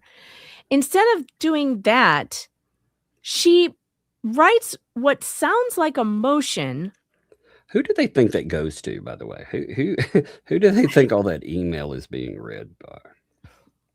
I have no idea. I mean, I'm just really curious. You know, do they think that that's a motion? I don't know, but I would like to address this part. In the broadcast, plaintiff stated that this federal litigation was just the beginning and that defendants would have him in their lives forever while discussing future litigation directed toward named defendants, including myself. There is literally nothing wrong with this at all. They defended that when that was stated by Bruce, him saying that they would sue and sue and sue. They defended the same actions. Yeah, it's incredible. It's incredible. Right, exactly. I mean, Bruce did it in writing to us constantly. Yet here they're saying, and by the way, what Jeremy is saying is, and he says it in a more bombastic way, but what he's saying is, I can come after you for all kinds of causes of action because you have continued to do these things. If this particular cause of action doesn't work, it doesn't matter because you've been defaming me. You've been accusing me of crimes. There's other things. That essay, man, they should have known better. They really should. They've seen enough cases. I love how they love to bring up one of the most high-profile false allegation cases that we have ever seen, and yet they learn nothing from it. No, they haven't. And I will say that it is, to me, it's amazing that they don't understand that bombastic speech is never going to be held by the court to be illegal or inappropriate. The court isn't going to care how Jeremy said it. If his intention was to say, I'm going to hold you accountable legally through my legal rights, which is what he was saying, there's nothing the court's going to do about it because he has the right to free speech and he has the right to be as vociferous about it as he wants. And they aren't going to care. The court is not going to care about the way Jeremy Hale said this thing that he can legally do. This is garbage. This is going absolutely nowhere. You are allowed to say to someone, I'm going to tie you up in court for the rest of your life for these terrible things you did to me. You're allowed to say that. This is America. I don't know who needs to remember that. It's but strange this is America. We just won hockey against Canada. F you, Canada. We're allowed to say things and beat Canadians at hockey. Well, for not Calling them Syropeans these days. So I find that funny. They would think it was bad if someone, say, told me to sleep with a Glock under my pillow, right? That would be bad. That would be, Yeah, but they're allowed to do that. Yeah. Exactly. Sure. By the way, I love you, Canada. That was just a joke. Sorry. Yeah, right. Sorry you She lost. doesn't love you. I love you, though. Sorry you lost. We're very, very upset for you. No, really, I don't give a shit about hockey at all. So I don't care either way. But I do find the memes funny. The memes are funny. So that's been fun. This other thing, look at this. The February 15th broadcast included direct references to me. So what? He's allowed to talk to you about you. And then afterwards, they did a 3-hour broadcast about him. Yeah, right.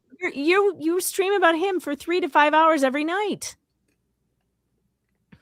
Concerning future litigation activity. Yeah, he's allowed to talk about who he intends to sue. I contend that these public statements are relevant to the court's evaluation of whether this matter is being pursued for legitimate adjudicated purposes or for ongoing harassment. Now, let's get to this part here. I believe these statements are directly relevant to the court's consideration of improper litigation purpose, potential vexatious conduct. Right there, vexatious conduct. They have never looked up what vexatious conduct No, is. they haven't. And I'm not going to say it again. Let's not tell them again how wrong No, they no, are. I like it, though. Remember, Lips is not a vexatious litigant, according to them. So Right. really, these geniuses here, that somebody that actually meets the criteria that is spelled out, they're somehow not a vexatious litigant, but. Yep. Okay. Yep. Mm-hmm. And they don't know what vexatious litigation is, and they don't know how it's applied in Florida. They haven't bothered to look it up. And they're going nowhere with this. Jeremy Hales has an attorney. He will not be declared a vexatious litigant. Period. End of story. There's nothing more to discuss. And if you can't figure out what that means, you're an idiot. And I'm not going to take one more second of my time to explain it to you. Figure it out your damn self. But they're not. They're not going to figure it out. All right. Let me explain to you my thoughts about the motion that's coming tomorrow that will try to disqualify the magistrate, and on what basis. If it were me, here's a little bit of the argument that I would make. For one, this judge has absolutely shown bias. Mm-hmm. And sometimes I think when people talk about bias when it comes to judges, they believe that in order to be biased, then the judge has to have some kind of ill intent towards the party that he's biased against. But that's not true. It doesn't require any kind of bad intent. It exists when the rules are applied unevenly. Think about that. Think about that in Fed 1 and Fed 2. Have you seen rules applied unevenly? Have you seen leniency being consistently shown to one side and punishment to the other? And if the answer is yes, that's bias. I can give you a very good example. The leniency that Judge Bolitho has shown to Lynette and John when they file things that are not only wrong, but prohibited. They are never sanctioned. Yet Randy files one motion that the judge considered unreasonable or unneeded, and he gets fined $4,000. Bruce, their attorney, who is licensed and was given a license to practice in Florida for that case, pro hac vice, He disobeyed a direct order of a judge. He refused to show up for a show cause hearing, and he was not sanctioned. Only Randy Shockett was sanctioned. The judge in the transcript promised he was going to sanction Bruce Matzkin. He never did it.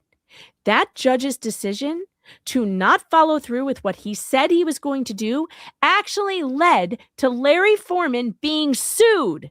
It had real life consequences in the real world for other people reporting on this case. This judge has shown egregious bias. He has shown egregious bias, and I believe that just on those two things alone, he will be removed. But let's move on because there's more. Pro se litigants are always given leeway, but leeway has its limits. And those limits in this case were ignored. And when I say that pro se litigants get leeway, that means that judges are going to very easily overlook things like missing a deadline here or there, or filing something and not filing it correctly, not formatting it correctly. Those are things that judges will often overlook in a pro se case, right? However, pro se leeway does not include tolerating racist language, abusive filings, and ignoring court orders, which is what has gone on in this case. How many times has John Cook filed something after the case was on stay and he was told not to? How many times has John Cook been sanctioned for that? 0. How many times has he done it? I've lost count. More than 2. That's true. Okay, so there's that, the pro se leeway. Then we have the enforcement imbalance. So we have pro se parties who have not faced any consequences for serious misconduct, while Randy was sanctioned for a procedural mistake, for believing that he needed to file something when he actually didn't. That's a problem. So the enforcement imbalance is a big problem. Also, and this, I was doing some research and I love this phrase, repeated indulgence equals protection. Let that sink in. Repeated indulgence equals protection. This encompasses what this judge has done. And it doesn't even mean that he likes one party over the other. It could just mean, because pro se litigants are difficult to deal with, that he doesn't have the stones to deal with them. And it's easier for him to just try and get this case off his docket. Maybe, here's another, this is highly conspiratorial. I'm not saying this is true, but maybe this goes another way we haven't thought of. We talked about paint chips and him doing no research into him. What if he has researched him and he's like, I want this off my docket? That's very possible. I don't want these people that deal with this guy. Well, they threaten. Look, they threaten all kinds of. He sent, like, this guy that they tagged in was talking about another judge he was in front of and how he called the guy called a plaintiff in front of them an N-word bundle of sticks, let's say, then dropped their email for harassment. Mm-hmm. I mean, good Lord. Now here's a really big one: judicial assistance. So you can prove bias when there's been judicial assistance. I can prove it. This judge offered them bench funds. He offered Lynette and John bench funds. And not only did he offer them bench funds to get another attorney, he did it after their counsel committed major misconduct. This is outrageous. This is not what they call neutral case management. This is called affirmative help. Affirmative help. And that's a problem for him. I'm sorry to say, and this judge, I had high hopes for him in the beginning, but he has become embarrassing. This case is going to embarrass him. It's going to be one that he remembers for the rest of his life as the case that he fucked up royally. He fucked up because, and I really don't think it's because he likes one party more than the other. I think it's because he does not know how to control his courtroom. He doesn't have the stones to control it. And he has chosen the easy way out. The easy way out for him is to punish The only lawyer who shows up in court in front of him, he takes out his ire on Randy because he can. And he refuses to take it out on the pro se litigants because, for one, he knows they can't pay it because they're indigent anyway. And so he has allowed it to go on because he's indulging them, which is leading to them believing that they can continue to act like this. And because of that, he has abdicated his role as the judge and the person who is supposed to bring order to this case. He has abdicated his role. And because of that, he cannot continue. He cannot. There it is. It's right there. Like they're going to win this motion. He's going to have to get off of this case, and it's going to haunt him for the rest of his life. And it's really unfortunate because if he has been listening, because he has a right to do that, and if he got his butt hurt about the criticism he was getting from online or anybody, wherever else, he should have taken it to heart. He should have looked at himself and looked in the mirror and said, you know what? Maybe they're right. Maybe I've let this get out of hand. I can't let pro se litigants run all over me and my court staff and my email box.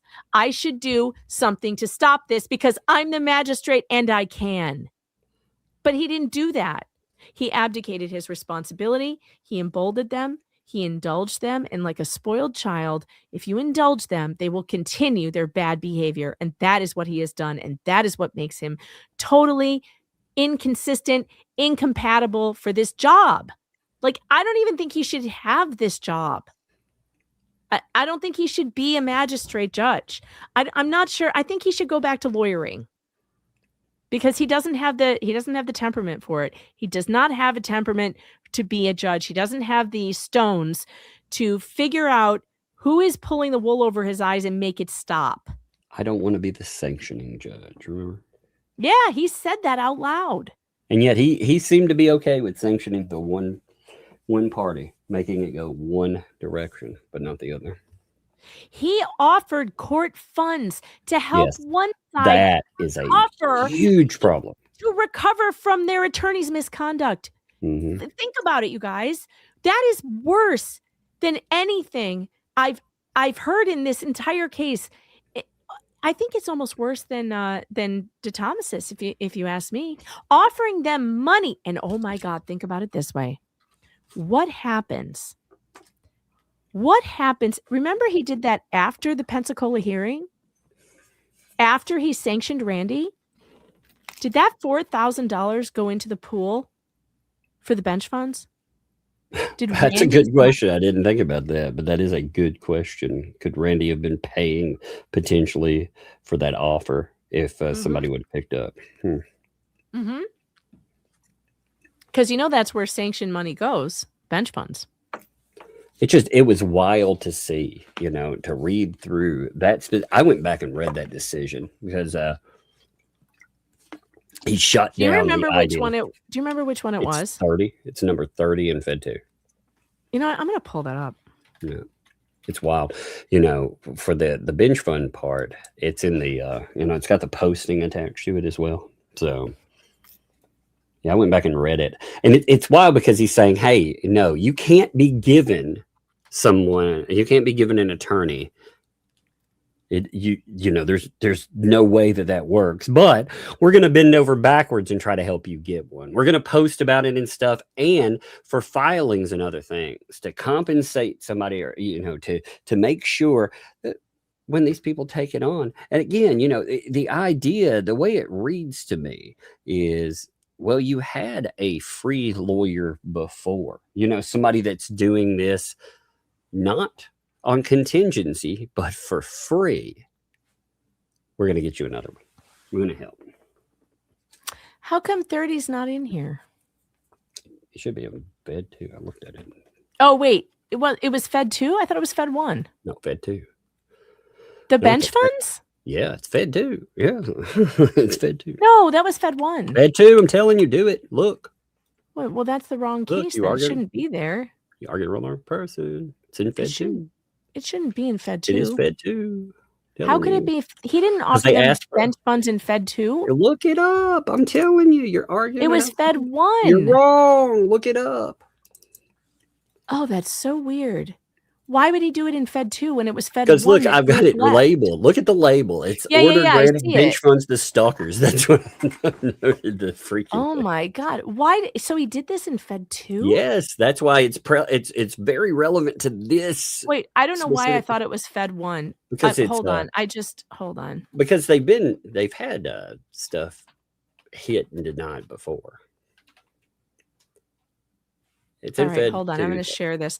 We need to look at this again because this is it's right ridiculous. in This the is middle insane. of the. Yeah, of I the got it. file. It's I on got it. page. It's on page 3 when it brings up the bench funds. It's right in the middle where it starts with public funds. Limited bench Mhm. funds are sometimes available from the district bench and bar fund for the payment of out-of-pocket expenses. So This is unbelievable. yeah, it's wild. I mean, especially how you got there. You got there So by it says that the court is unable to select an attorney and order that attorney to represent defendants Cook and Preston free of charge. The court may, however, in exceptional circumstances, exercise its discretion to request an attorney to represent any person unable to afford counsel based on the unique circumstances of this case. What makes them unique? Based on the unique circumstances of this case and the court's familiarity gained from presiding over a related case. yeah, see, he's mentioning the other case too. He's mentioning Fed Yeah. 1. So he not only brings up Fed 2, that's why you think Fed 1, because he brings up Fed. I mean, how out of bounds is this shit? Because he also, I mean, when he's talking about it, again, how does that not look? He understands Was this that. after? This was after. What's the date on this? Yeah, this is after. 421. Oh, it's after all the, yeah. After So the it's after the misconduct. misconduct. Yeah. It is because the misconduct was April 4th, right? Yep. Or 4th? Around the I have 4th? to look up the exact date on it, but this is It was after around my because- birthday. My birthday's the 15th. But it was before then. It was April 4th, after it I'm pretty because sure. Bruce had already quit, and Bruce Mhm. quits because, or I'm sorry, he already didn't quit. Fired. Remember? Right. Fired. that's Sorry. also- Fired. Well, I think that's important. He didn't quit. They fired They him. fired him. And this Fired him. judge, that is an important distinction. They fired him. And then this judge tried to pay bench funds to get them a new attorney. Mhm.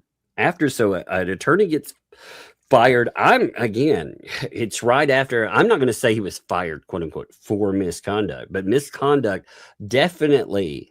He didn't even show. How can you not say, not even going in, just blowing off the judge and being like, well, he told them, I'm not going to. It was a thinly veiled attempt to get out of all of the consequences of misconduct. Very thinly veiled, in my opinion. Mhm. And the judge allowed. And He it not only worked. allowed it.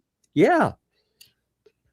And this guy, the reason, what's crazy is the reason that they had that hearing to begin with was because of the misconduct by Bruce. And instead, only Randy gets hit by something. It's unreal the way that turned out when Look you at think this. about it. So, based on the unique circumstances of this case and the court's familiarity gained from presiding over a related case with the facts and issues involved, the court believes it appropriate to request representation for defendants Cook and Preston. Accordingly, the court will direct the clerk of court to issue a notice to all attorneys in the land registered with the court's electronic filing system, requesting an attorney to volunteer to represent defendants Cook and Preston. Defendants Cook and Preston are advised, however, that this request does not guarantee them representation. They must continue to defend this case themselves unless and until counsel appears on their behalf. But look at this. He's going to give them bench funds. Yeah, it pops up in there's a posting is what he notes. This is what the Public notice funds must are state. not available for the payment of attorney fees. Limited funds are sometimes available from the district's bench and bar fund for the payment of out-of-pocket expenses incurred by an attorney providing representation of this type. Did he take Randy Shockett's $4,000 and then decide he was going to offer it to some attorney to come and defend these people? Did he? Because it sure seems like it. This looks really awful. Like no matter how it's talked about, after that, that's why I've raised hell about this forever, because it's so wrong on so many levels. It's how does so this wrong. how does this not show I think favoritism? this right here is affirmative help.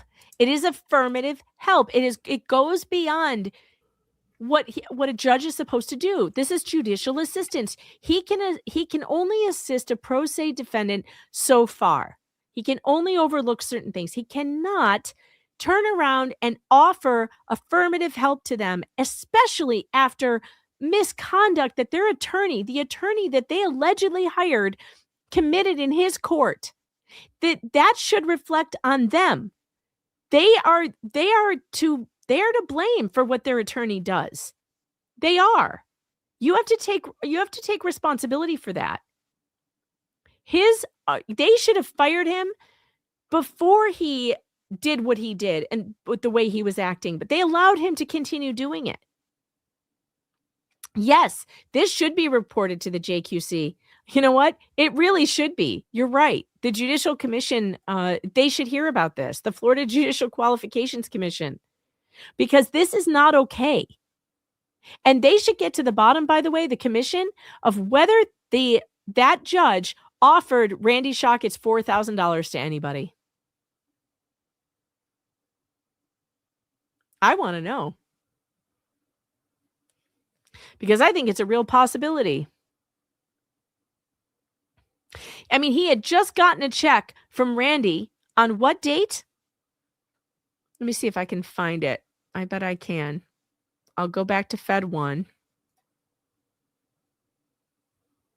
I'm going to look at Fed 1 real quick because I think it was April 4th, but Randy wrote a check that day to the judge for $4,000, or to the court for $4,000. And that would have been close to, let's see, do we have dates on here?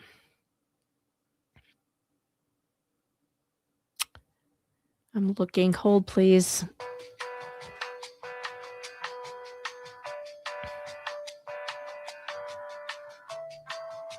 My God, there's a lot of April 3rd. Christina's saying April 3rd. It was the 3rd or the 4th. I'm looking for the show cause hearing. Mandatory mediation, amended complaint. My God, how long is this case?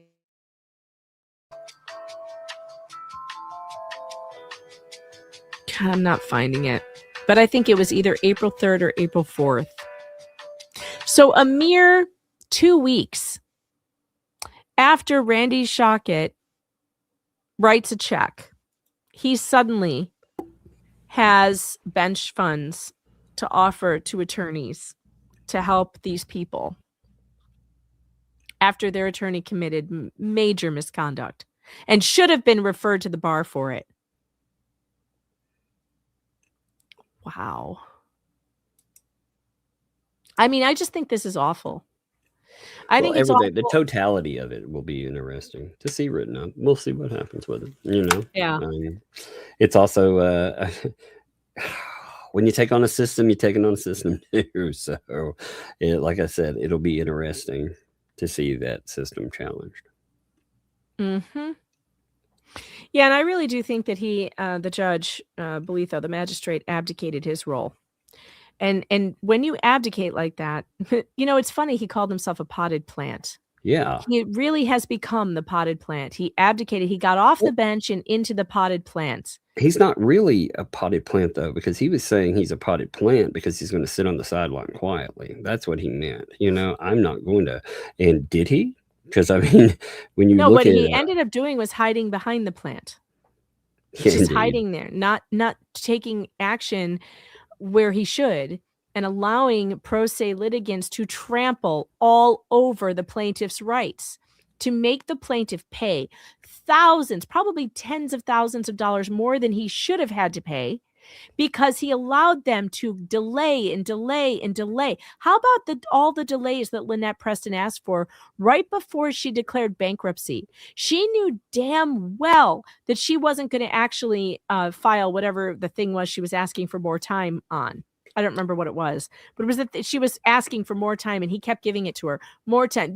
I think she did it 3 times and then she declared bankruptcy. The fact that no sanctions have come for those types of tactics, those delay tactics, while he has the nerve to dress down Randy Shockett about, how his court staff is not dealing well with all these filings when it's Bruce doing 3-to-1 filings over Randy. Yeah, when he asked him, remember that hearing, he asked him, well, how should I have handled this? Well, essentially it was, you should have trusted me to handle it, bro. That was the answer. When Randy was like, I've got to answer this for my client. Well, how should I have gone about it? And the judge, again, he was like, well, you should have trusted me. I would take care of it. No. So he was punished for responding to something that Bruce did. And again, you can't trust a court that allows somebody to just run ramshot all over them and to file again and again. That's why would you trust it? Because say he decided not to. He decided he was going to side with Bruce. Well, you didn't put any objection in, did you? And it's much harder to get that removed after the fact than it is to go ahead and object to it. Unbelievable. This whole thing, it's just unreal. But I'm looking forward to tomorrow's filings. Tomorrow's show, Tug, is going to be fire. Yeah, it should be. Are you excited? I am. I'm interested, very interested in it. Yeah, Randy should get his money back, by the way, for that sanction. He should get reimbursed. And the whole thing is a joke. It's a joke. And I think that that pro se litigants are not treated the way they're supposed to be treated in courts. Judges are far too lenient with them because they're afraid of appeals, blah, blah, blah. But if you are told, if you come into this courtroom as a pro se litigant, I will hold you to the same standard as a lawyer, and then you don't, well, that you are asking for trouble. You are asking for those litigants to stomp all over the plaintiff, all over everybody, because they will just continue to do stupid things if they are not stopped. And he did not stop them. He has allowed them to behave a fool in his courtroom, including bringing in third parties trying to enter into cases using the N-word and all sorts of. It what is about outrageous. lips? Hey, I don't believe he ever removed the lips filing. Notice of. Oh yeah, he should have struck that. Yeah, I don't believe he did. Though. I don't believe he removed it at all. I believe it's still in there. Yeah, he should have struck that. Yeah. Yeah, it's all terrible. It's all terrible, but tomorrow's going to be fire. Tomorrow's going to be awesome. And I thought tonight went really well.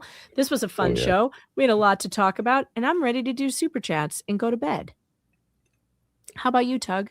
I'm playing a video game, so I'm sitting around. You're sticking around. All right, awesome. I love that. Yep. All right. Well, Maureen Pryor, thanks for being a member for 14 whole months. It's weird here, but you do get used to it. Clearly, you're used to it. You've been here for 14 months. Indeed. Tizzy DeBounce became a YouTube member. Welcome to the Fox Den, Tizzy. And you're just in time because I'm going to have to do my midnight shopping spree, my insomniac shopping spree unboxing on a members only. That should be fun. You want to see what I buy at midnight when I can't sleep? I really want one thing I miss, and now going back, I was looking at. Jeff's old Temu buys. I think that needs to be resurrected. Oh yeah, we need to bring that back. We have got to do it. I ordered something the other day. It was like a I can't remember. There are a bunch of random things, but it was like a note thing or something. For filing receipts away or whatever. What I got was a thing of sheets. I was like, what the hell is this? Not only that, but I kid you not, the sheets, they had holes in them, 2 holes, and they looked like eye holes. I was like, wait, white sheets with eye holes? What did you accidentally send me? Oh no. Yeah. Don't let Paint Chips hear that. He'll write an Lord. article about you. I actually may request them. We're talking about. I was just like, what the what now? Oh, Tizzy gifted 5 Megan Fox memberships. Welcome to the Fox Den, all 5 of you. Thank you so much. That was so generous. It's always fun to gift memberships to people who maybe couldn't afford it. That's a good thing to do. Anna Nowakowski, thanks for being a member for 6 months. She says, I like it here. Yeah, come on in. The water's warm. Oh, by the way, so Ferry and I are, Ferry and I have been working through her medical issues through specialists and PT, and we have these really good PT people that we like a lot. So that's been a relief, because finding people who understand what's going on is very helpful. But anyway, we've been trying very hard to be active and do more moving around. So, and she can't do a whole lot of exercise. She has an exercise intolerance, unfortunately, which can cause a lot of problems, including like hospitalization, which is what happened last year. So she has to be really, really careful about what kind of exercise she does. So and it's tough for a kid who used to be a competitive swimmer to try to what a lifestyle choice. That's awful. Yeah, to like scale back to a point where the only class, and she'd be okay if I told you this because she has a good sense of humor about it, but the only exercise class we feel safe taking is the water aerobics with the old ladies. And it was so fun. I took her to, we go to the Y, and I was like, come on, let's try it. I mean, you like being in the pool and it'll be low impact, right? Well, she was like, I'm going to feel stupid. I'm like, no, you won't, because I'll be with you. And like, we'll feel stupid together. You should have told her too. You've been getting a senior citizen discount. So that's right. She was, I know. It was fun. I did tell her that. She laughed a lot. So I told her, I'm like, come on, we'll go be old ladies together. She's like, I feel like an old lady. I'm like, it's okay. Like, we'll do it together. And we got in the pool and we did this class. And oh my God, some of those exercises almost took us out. Those old ladies were swimming circles. Yeah, they rock us. it, man. They do. That ain't no joke, man. I could not believe how sore I was after that class. I am shocked how sore I was. But the good news is that she tolerated it really well. So we didn't have any problems, and we've done it twice, and she's doing good. We're good. She didn't overdo it, which can be really scary because that's what ended her up in the hospital last year was rhabdomyolysis, which is scary.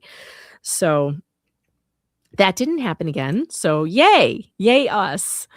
But yeah. It's a whole lifestyle change, that's for sure. Fallen Hero 4567, thanks to the 5. I'm here by habit now. Yeah, thank God that some of you just remember to tune in at 8 or 8:15, whenever, 8-ish. Because we're normally on. It's Monday, Wednesday, me, Tuesday, Thursday, Friday, Tug, Saturday, Sunday, Tug. Tug works a lot harder than me. Okay, because have you looked at all those crazy pictures that that Lips put out, where she's supposed to be hanging out with random people and all of that? Have you looked at some of those? I did. Okay. They're terrible. Oh my God. One of them though. All right. The big ballroom one so I started looking at it. Oh God, you have to see this. All right. I don't know if I saw the ballroom one. Okay. Well, she has a big crowd of people. It's her and Michael over here, right together in the, hold that up. Yeah. Wait, okay, where is she supposed to be? She's over. I've clipped this. I want to show you something. Okay. So she's at the bottom left. They're zoomed in. They're the middle ground. Okay. Well, look at the AI. If you look over here in the corner, notice the shirtless guy running through with the tattoo. Isn't that amazing? I mean, look also, at it. Is that a dude in a dress? Yes, it is. That's what I was saying the other night. It messed him up. It blended some of the woman. It blended a guy and a girl together. And wait, look at the guy behind him. Look at the weird guy behind him. Look at his face. Yeah, the artifacting. Well, they got artifacts in other faces too. Oh no. There's all kinds of just wonderful, weird stuff. Like this one was my favorite though. I was like, is that a dude with I was talking to Shizzy. He may be, but he's definitely shirtless. We're streaking. We're all streaking. Yeah, that's it. Well, at first, I was talking to Shizzy, it's after the show, and I was like, "Did you look at these real carefully?" And I was like, "Is that guy not gonna? Is that a tattoo?" Because I had to cut it out and zoom in even more. It's like I think it blent her hair or something in, and I was like, maybe it did right there. It does look like it tried to blend hair, but it's like that's a tattoo, a really bad one, I think, on a guy that's just running.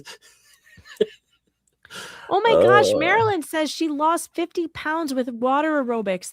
That is so awesome. Oh my God, I'm going to keep doing it. Maybe I can lose some weight. I would love to lose some weight. I do love it. It's fun. It's really fun. We have so much fun when we're doing it. I don't know why no one should be embarrassed to do water aerobics. You're moving. If it's good on your joints, like anybody can do it. You're all light in the water. It's great. I love it. Michelle, CM Yesterday's Vintage, said, lost my mother yesterday and then had to break the news to my dad. They were married 63 years. I'm looking forward to seeing the idiots online. I am so sorry for your loss and that you had to also share that news with your dad. That's a hard day, Michelle. And all my love, and may her memory always be a blessing to you. That's rough. Thanks for being here and hanging out with us. And we're glad we can do anything to make it a little better. Rachel, Sarah, thanks for the £2. I am here, I think. Ask me again tomorrow. Perpetually puzzler, thanks for the 5. There's a 500,000 power outage, 250,000 in Massachusetts. No, really? Oh, that's not good. That's a lot of people. And it is so cold. And somebody was asking me, how's the snow in New York? It's really coming down now. It started when we were on our way back from the Y. And I'm glad I got home when I did, because our roads became undrivable shortly after I pulled into my driveway. I mean, they were getting bad. I was doing 35 on the way home. So yeah, we're getting hit hard right now, and it sounds like Massachusetts got it bad. How are those people in Tennessee doing after the last one, Tug? Didn't you have a huge power outage like that? We actually they declared federal emergency, and on top of that, we had, I'm going to say 1/3 of Metro Nashville was without power. Some of them had been going, I don't know, they were over a month. So. I mean, over a month without, can you imagine? No, I can't. That's when people die. I mean, it's really scary. There were, I mean, there were some elderly folks that had, real problems, and there were a couple of people that ended up dying because of it. Now, right now, I am looking at the outage map, and I do not know if this is updated, if it's right. They're reporting 800 only. Well, they're reporting 38,000 people affected. It's not saying over 100 yet, but it might not be updated. I don't know, but I am looking at the Massachusetts outage map. But it might not be updated, so it could be worse than that. So I don't take what I'm saying as true. They're having meetings here. They're having council meetings and stuff about whether or not people NES or somebody attached could be legally responsible for this. Oh God. Oh, see, yeah. Now Channel 7 News in Boston is reporting more than 250,000 without power. So see, the outage map hasn't even caught up yet. That's bad. That's not good. And it is so cold, you guys. It's really cold. It's not good. So pray for those people who are in the path of it. Luckily, I'll be okay. We have a fireplace, although we're out of wood, but that's okay, because if we lose power, I'll just start breaking up furniture. Don't worry. I've got enough wood in this. I can rip up floorboards if I have to. We'll stay warm. We've got stay away from the fire. Run, kids. So we'll be okay. That's why we put in, before New York outlawed wood stoves, we put one in. So now they have to let us have it, because we've had it since That's before. funny. Well, sorry, you have to grandfather that sucker. Oh, and the price was jacked up like you cannot believe. I can only imagine. Because everybody wanted one. Sure. That's how you get people to. I swear, I think the wood stove people were in on it with the government. Hey, I know. It costs us $7,000 to put in a wood stove. That's outrageous. But it is what it is. And now I'm not going to freeze to death. Jada, thanks for the 50. One at the casino today, sharing the breadsticks. Love that. Awesome, congrats on Green winning. veg. Yeah, and congrats on winning. That's such a fun feeling. I would when tell you, win. like, this is funny. So this happened a while back, but my oldest, one time we were we were driving at the store. I was talking about lottery tickets, like scratch offs. I was like, I never win anything. And she was like, I'd win. And I was like, what? You wouldn't win. She's like, I would. I'd win. And I was like, all right. I was like, all right, big mouth. Let's see if you can win. Let's see. So we went, we stopped. Sure the hell, like right when we got there, she did. She won a freaking $100. Wow. Yeah. And I was like, well, she was like, I could do it again. And I was like, there is no way. So she ended up getting two other ones, and they together one won like $5 and the other 20. I was like, what in the world is going on? I was like, this is like a conspiracy or something. Unbelievable. Yeah. That's called beginner's luck. Beginner's luck that hell. She was just like, I could win. And I was like, there is no way. And she's like, she just kept like taunting me. I'd win. I was like, all right, big mouth, let's see if you can do I it. never Sure played enough, a slot machine before. I sat down at one in Vegas and I didn't even understand what was going on. And I was just hitting the button. I put $20 in and I hit the button and it just kept doing all these things. And it wasn't time for me to hit the button again. It just kept, I don't know, doing things. And I was like, what's it doing? Well, it turns out it was winning. I was winning. You didn't know what that was. I didn't know what it was. I'm just sitting there like, this isn't fun. Like, I can't punch the button. It's not fun. I don't know what I'm doing. Next thing you know, I had put $20 in the machine. I was up to, it was like $350. And I was like, wait, what? Did I just win? And that's when I got addicted to the slot machines. But luckily, like I said, it wasn't my money. It was my best friend's money. She was just handing me hundreds. I don't gamble because I don't like to lose money. And that's like, that's how the kids are, you know. If it were, they take a scratch off ticket if it's my money, but if they ever had to put their money in, no way, you know, which is good. I'm glad. And I stick with that, you know, anything, even God, the oldest wanted to get into Pokemon cards at one time. And I didn't realize, like, you know, I've never been into like Pokemon cards or anything. That's literally gambling, you know? Oh, yeah. And it is very expensive gambling. Yeah, my son loves Pokemon. He is Just a big fan. The return on, you know, the package rips, like the rarefied ones. I mean, you could spend. He's got a couple that are allegedly worth a lot of money, but of course you have to go get them graded and all of that, which also costs money. It's like a whole racket. I don't know. Grading's a racket, damn it. You know, that's how it feels. It feels like that's a racket. It is. If you look at that Logan Paul controversy over his big card that he sold, so you should go down that rabbit hole one day just because it's very interesting, you know, and it's interesting how certain people with money, you know, the world works differently for them. Yeah, Green Veggie Beast, thanks for the 5. I hate the PC editor on Super Chats. You cannot say anything fun. Well, Green Veggie Beast, if you do not like Super Chats, here's the good news. You can go over to supertip.gg/Megan Fox and you can say whatever the heck you want over there. And it also has the added bonus that it doesn't have the typos. You know how YouTube, it's like impossible to type in words. I don't know why it does that, but you can go and leave a super tip over on supertip.gg/Megan Fox, and it sounds like this, and you can say whatever you want. Aaron, thanks for the 667. Frankie Muniz has spoken openly about experiencing significant memory loss, notably regarding his time on Malcolm in the Middle and other early life events, which he attributes to a combination of intense, high-volume work from a young age, numerous concussions, Holy cow. and potential mini-strokes. That's awful. See, these Hollywood kids, man, it's not the life that the kids think it's going to be. Well, you know, they're not really the ones that, unless you've got some really good parents, a lot of the parents in there, they, you know, they end up using them as a payday. And awful. It is. It's very terrible stuff. William Allen, thanks for the 5. I haven't received a notification for anyone I follow on YouTube in 6 months, except for Just Jay's Tuesdays members only. Well, lucky Just Jay. I guess he gets all the notifications now. It just figures. It figures he takes my super chats and now he takes all the notifications. That tracks. Grifts off my Fight birthday. him on, remember? I'll never do that. Down, I swear. Well, the chat's starting to think I actually hate him. I don't. I love Jay. He's great. It's funny. I just don't want him taking my spot. Just keep him off of my spot, Tug. Mm-hmm. Well, I don't know. He really showed some promise tonight. So Palmer's Archer's Homestead, thanks for the 5. None of y'all saw Bolitho when he defended a certain former Secretary of State who ran for POTUS when she removed stuff. I'm not surprised it has happened. What? What Secretary of State?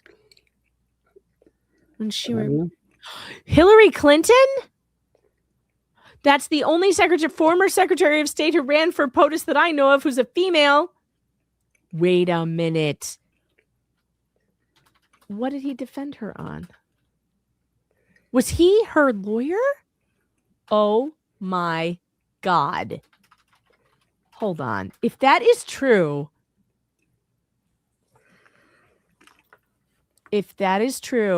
I'm going to freak out. Law professor, former federal prosecutor, questions FBI's handling of Clinton's emails. Oh my God. This is true. is that Oh my why? God. Wait a minute. Could that be why? Again, remember BBB, he tarred and feathered everybody politically at the beginning. Anybody who didn't like him was MAGA. And I wonder, I'm just curious, could there be some political bias in there too? Oh my God, look at this. From Carolina Journal radio program, FBI Director James Comey generated a recent controversy when he labeled a former U.S. Secretary of State Hillary Clinton extremely careless in her handling of confidential information on her private email server, then declared that no reasonable prosecutor would charge Clinton with a crime. Bolitho labeled Comey's public remarks unusual. Bolitho says he would have been upset if the FBI had made similar comments about potential prosecution of one of his cases. That's it? That's all it says? That's it? Oh, is it an interview? Welcome back to Carolina Journal Radio. I'm Mitch Kokai. Extremely careless. That's how FBI Director James Comey described former U.S. Secretary of State Hillary Clinton's handling of sensitive, even classified information on a private email server. Still, Comey recently concluded no reasonable prosecutor would pursue criminal charges against Clinton. Joining us with expert perspective on the FBI's assessment is really Campbell him. University Law School professor Zachary Bolitho. He is a former federal prosecutor. Thanks for joining us. Thanks for having me. So you heard the FBI director spell out this case or lack of case against Hillary Clinton. What was your first impression? So he likes my first publicity. impression was that the entire press conference itself was very odd and unusual in the sense that the FBI director or the FBI in general doesn't announce publicly recommendations as to charges. So the fact that the FBI director is having a press conference to announce what normally would be a secret communication between the FBI and the U.S. Attorney's Office or the U.S. Department of Justice itself was very strange and something I'd never seen and something some former colleagues of mine who've been. Okay, to be fair, it's true. It was something I'd never seen either. It was weird.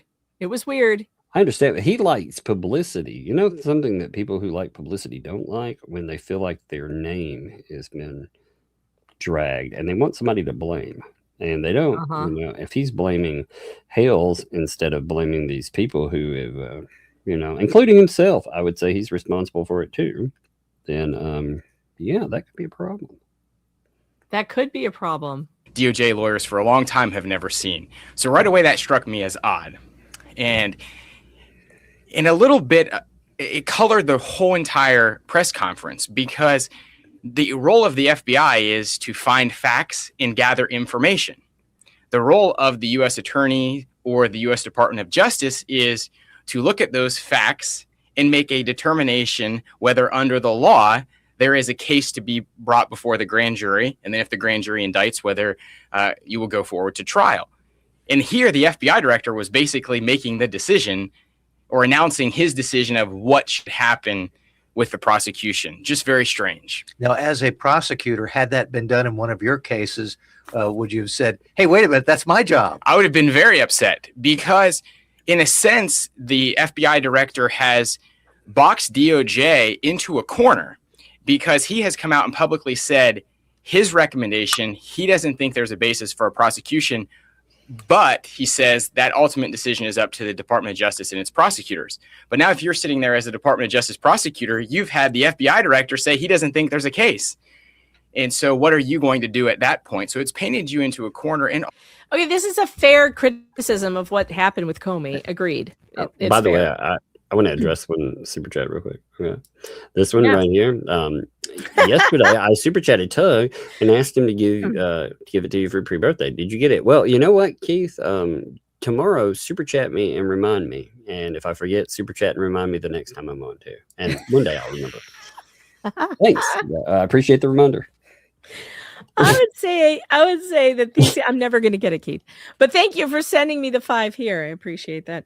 What are you talking about? Super chat me on Wednesday to ask me if Tug remembered to give it to me again. That would be helpful.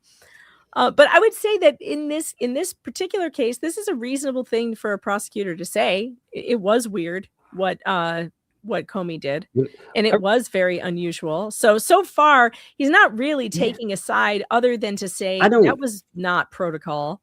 I still don't know what his politics are from this. Yeah, so but it's not I the don't know if it discussion matters. portion of it. It's more, like I said, some people like the spotlight, and when they like the spotlight, they like a certain feel to their reputation. That's why they don't like to become the judge, that fines people and everything, because they want this specific cultivated look. And if they feel like something has not been helping them out, well, maybe damn your justice. That's true. I mean, it is kind of interesting that people are telling me they've seen clips of him on television talking. They've said and here we have this radio interview that does tell me it's a certain type of person who likes the spotlight. He doesn't back away from it, does he? No, I mean, it's just, it always interests me in that, I mean, Ooh, we have power some of these people like have. here's wow, he was super young here. Holy cow. So here look how young. I think I might have played a portion of this before, but I never listened to what it was about. Look at the books behind him. This is literally my library. I have all these books. I have American Republic, this one on the right side. I have, my dad has all these Reagan books. I've literally seen The Age of Reagan. I wonder if this is his library or if he's in somebody else's. I wonder if this is his actual background. But here we have him being interviewed. This is about the FBI thing. We're not going to go over the whole thing. But, I mean, here he is being interviewed, which is fine. There's nothing wrong with him being interviewed. But it does show that he likes the attention. No, there's nothing wrong with that either, really. I'm just saying there's a certain personality type that comes with it, Uh-huh. Yep, he wants to be seen in a certain way. Mhm. And I bet he does not like, I think Paint Chips is right. I'm going to say it for a second time today. I can't believe it. Paint Chips is right. He doesn't like to Google himself and find bad things written about him. It bothers him. Well, Has Paint Chips intimidated a federal magistrate? potentially, yes. I mean, they, you have to question that. You have to really question when Dan Owen is just brought up in an email and then suddenly he pops up in a filing. You have to question where that came from, Yep. and why in the hell would the judge, what purpose did that serve to bring that up, period? Yep. No, it's a good question. It's a very good question. I think it's reasonable. I think it's reasonable to ask. And I personally think the Paint Chips has gotten to him. I really do. He let a felon, a guy convicted of fraud and extortion and charged with kidnapping and all sorts of horrible things. He let a guy like that influence him. And that's how it seems. That's how it feels. seems, Zach. You let a guy like that, a disbarred attorney. You were a law professor. Shame on you. Shame on you. Just shame on you. I mean, I get it. Paint chips is not fun to deal with. He doxed my family. He harassed my kids. Like, he's a disgusting human being. I get that you wouldn't want to have anything to do with him, but show some balls, man. Well, he Stand has- up to a guy like that. That you don't run away from you don't agree with a guy like that just to escape his harassment. You just tell him to go pound sand like Shizzy Wiznut and Just J-Hip did. Actually has a lot more power than to tell them to just pound sand. He has a lot more. I know. He could put him in jail. He could hold him in contempt. He could sanction the shit out of him, but he doesn't want to. And there's no reason. Not the for it. sanctioning judge. Yeah, I'm not the sanctioning. I don't want to be the sanctioning That's judge. weird though. He seemed fine with sanctioning one party sanctioning. It's really too bad because I do think that Bolitho's he's an intelligent guy. Why has he not seen through Luthman's antics? I am disappointed that a guy with that many books on Ronald Reagan is this easy to fool. I just can't. The guy who can't trust but verify. He's your model. He's your idol, the trust but verify guy, and you didn't verify shit. I'm blown away by this. I'm blown away by it. Man, I'm really taken aback by the fact that I have this and I have all of these books. It's really funny. I'm still looking at the picture of him in this office, and I'm like, "Yep, got that one. Yep, that one too." Huh? I mean, we even have the same reading list. What the hell is your problem, man? Grow some balls. Yeah, that's true. It doesn't mean he read any of them. That's true. That's true. Okay, fair. Where were we? I hate people like that have these like gargantuan libraries, and you find out really quickly. You're like, you've never read one of those books. I'm working my way through the classics, actually, slowly, but I'm working my way through the ones I haven't read. You know what I started reading? Oh, it's so depressing as shit, but I still want to read it. Oh God, what is it called? How am I going to blank on this now? It's the Russian one, Dostoevsky. I know he wrote a lot of them. War and Peace. And oh my God. Oh, I haven't read that in a long time. I don't want to read it again. It's a difficult read, but it's interesting. But it's difficult. As I've gotten older, I'm like, is that the right one? Is it War and Peace? Wait, who's the protagonist in that? Oh God, man. Is it? Wait, where is it? I want to make sure it's the right one. Principal characters. The Rostovs. No, it's not War and Peace. It's the other one. What else did he write? The other one. It's the other big one. Dostoevsky. I don't know why I can't remember it. Books. God, what is it? It's not War and Peace. Crime and Punishment. Crime and Punishment. So what I find difficult about it is that there's so much Russian Orthodox culture and references that like you need a whole other book referencing the Russian Orthodox religion and in order to understand it in a way. And actually, I've been having ChatGPT help me with the Russian Orthodox stuff. And it's actually working really well. I'd be like, I'll be reading and then I'll just go over and ask ChatGPT, hey, what's this? What's this icon? What does it mean? You know, it's actually very helpful. It's kind of like having a Cliff Notes that will talk to you. I'm to the point, like, as I've gotten older, I won't read anything unless I want to really enjoy it. Like some heavy volume like that. Like, nope, thank you. Never. Well, Crime and Punishment is not as big as War and Peace. It's not as long of a novel. That's why I was like, I'll try this. I like the writing style, but it's just difficult because of the cultural differences. And I think the translation also difficult. But I started doing this a couple of years ago where I was like, I pick a book from our classic section. So I reread Alice in Wonderland, which was quite good. I read, what is the Dr. Jekyll and Mr. Hyde. I Yeah. had never read that. Of course, you see all the cartoons. I like You know the story. Have There's you a ever read cool the book. portrait of? Have you ever read Dorian Gray? No, not yet. We I don't love have that Dorian one. Gray.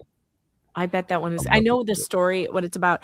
I was really surprised though how Dr. Jekyll and Mr. Hyde was such a good short read. It was great, really good read.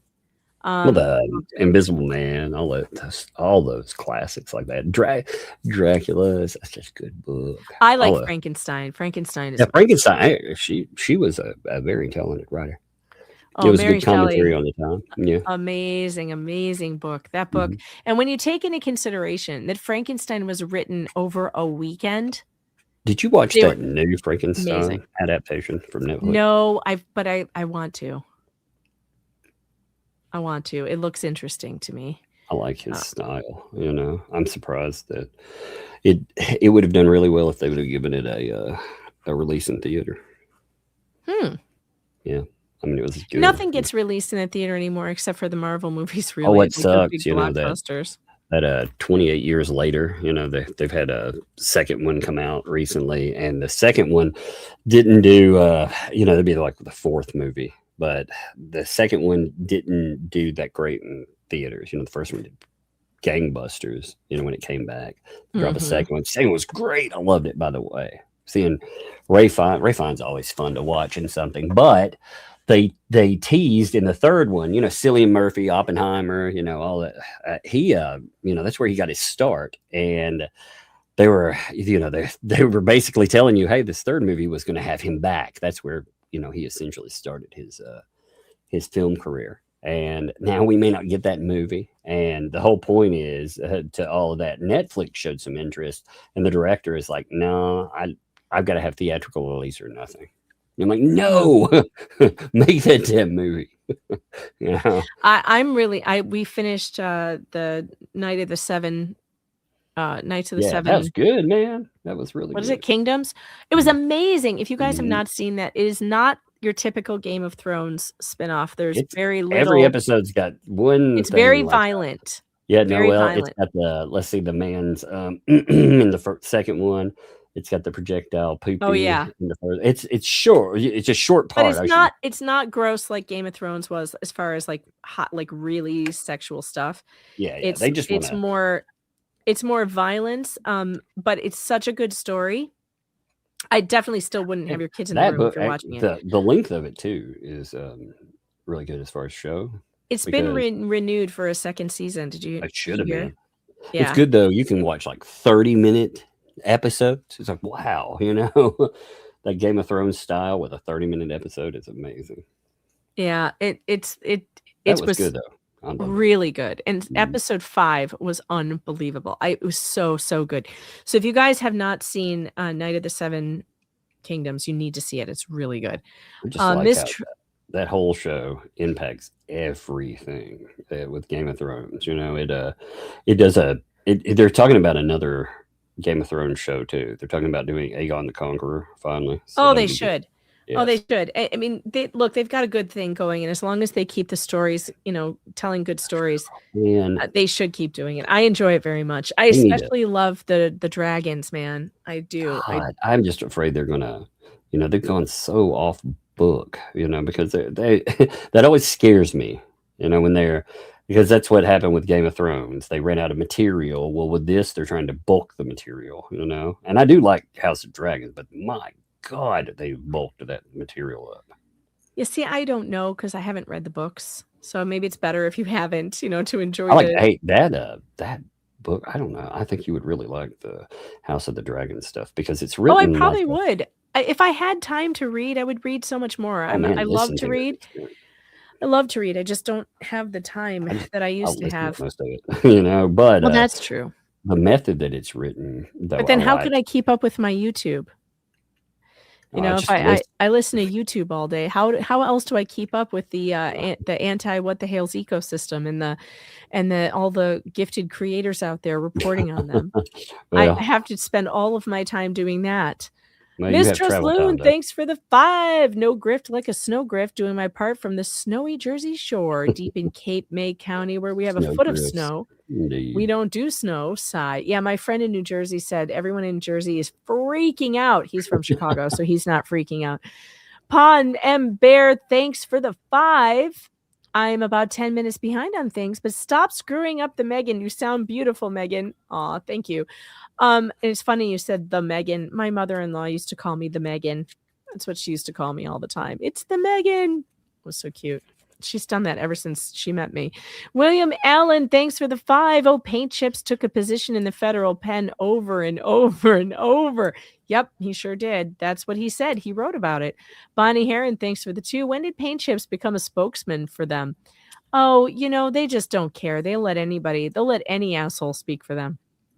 One old saggy guy member for a month. That is a terrifying avatar, sir.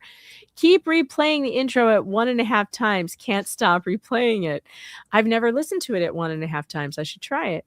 Sheila, thanks for being a member for 10 months. Lori, please give one example of Flea telling the truth. Poor Lori. She gave up. She couldn't even give one. She just quit. Okay, I'm out of here. And look how nice Sheila is. Please give one example of Flea telling the truth. Couldn't even do that. I just think that's funny, though. It's like, hey, can you give us one? I quit. I'm done. I like this one. Sheila again sent another 10. She goes, for one thingy that was said that's the truth from Fleas, just one little thingy. One little thingy. That's what Richard Luthman calls his, never mind. Lori, thanks for the Canadian 3 and the super sticker. I appreciate that. Perpetually Puzzled Puzzler, thanks for the 2. I'm sick of your wardrobe, too. Well, who isn't? Devil's Lever became a YouTube member. Welcome to the Fox Den. It's weird here and the buttons don't work. Okay, there we go. There it is. I hit the button and nothing happened. Writer Chick, thanks for the 5. I support you because I adore you, but I'm not sharing with my friends because I don't want them to think I'm weirder than they already do. All right, fair. Fair. It's fair. That's a fair thing to do. Not share me with your friends. Suscat, thanks for the 2. Can you post the link for the Laura Owens podcast? I sure can. Hey, I've got a little one being like, rearm my mouse traps. So, I'm sorry, rearm your mouse trap. My bad. Under the bed. Yes, under the bed. Because there's no peanut butter in. How are we going to there's get a apparently mouse? another What mouse. if it goes? What? It keeps running around my stem. Well, Maybe it would get the eye from the peanut butter under the bed. Okay, well, I'm out of here, folks. I will see you tomorrow. I got to All right, Tug. Later. All right, guys. I will drop the link in the chat, and also I will play for you the trailer. Let me share it. Let's play it. It's really fun, and I'm so excited. This is dropping on Thursday, and you're gonna love it. Tonight, former Bachelor star Clayton Echard. Clayton Echard. The Bachelor's Clayton Echard. He had a brief romantic encounter with this woman, who later claimed she was pregnant with his twins, who he says tried to destroy him. I mean, this is really an unbelievable story.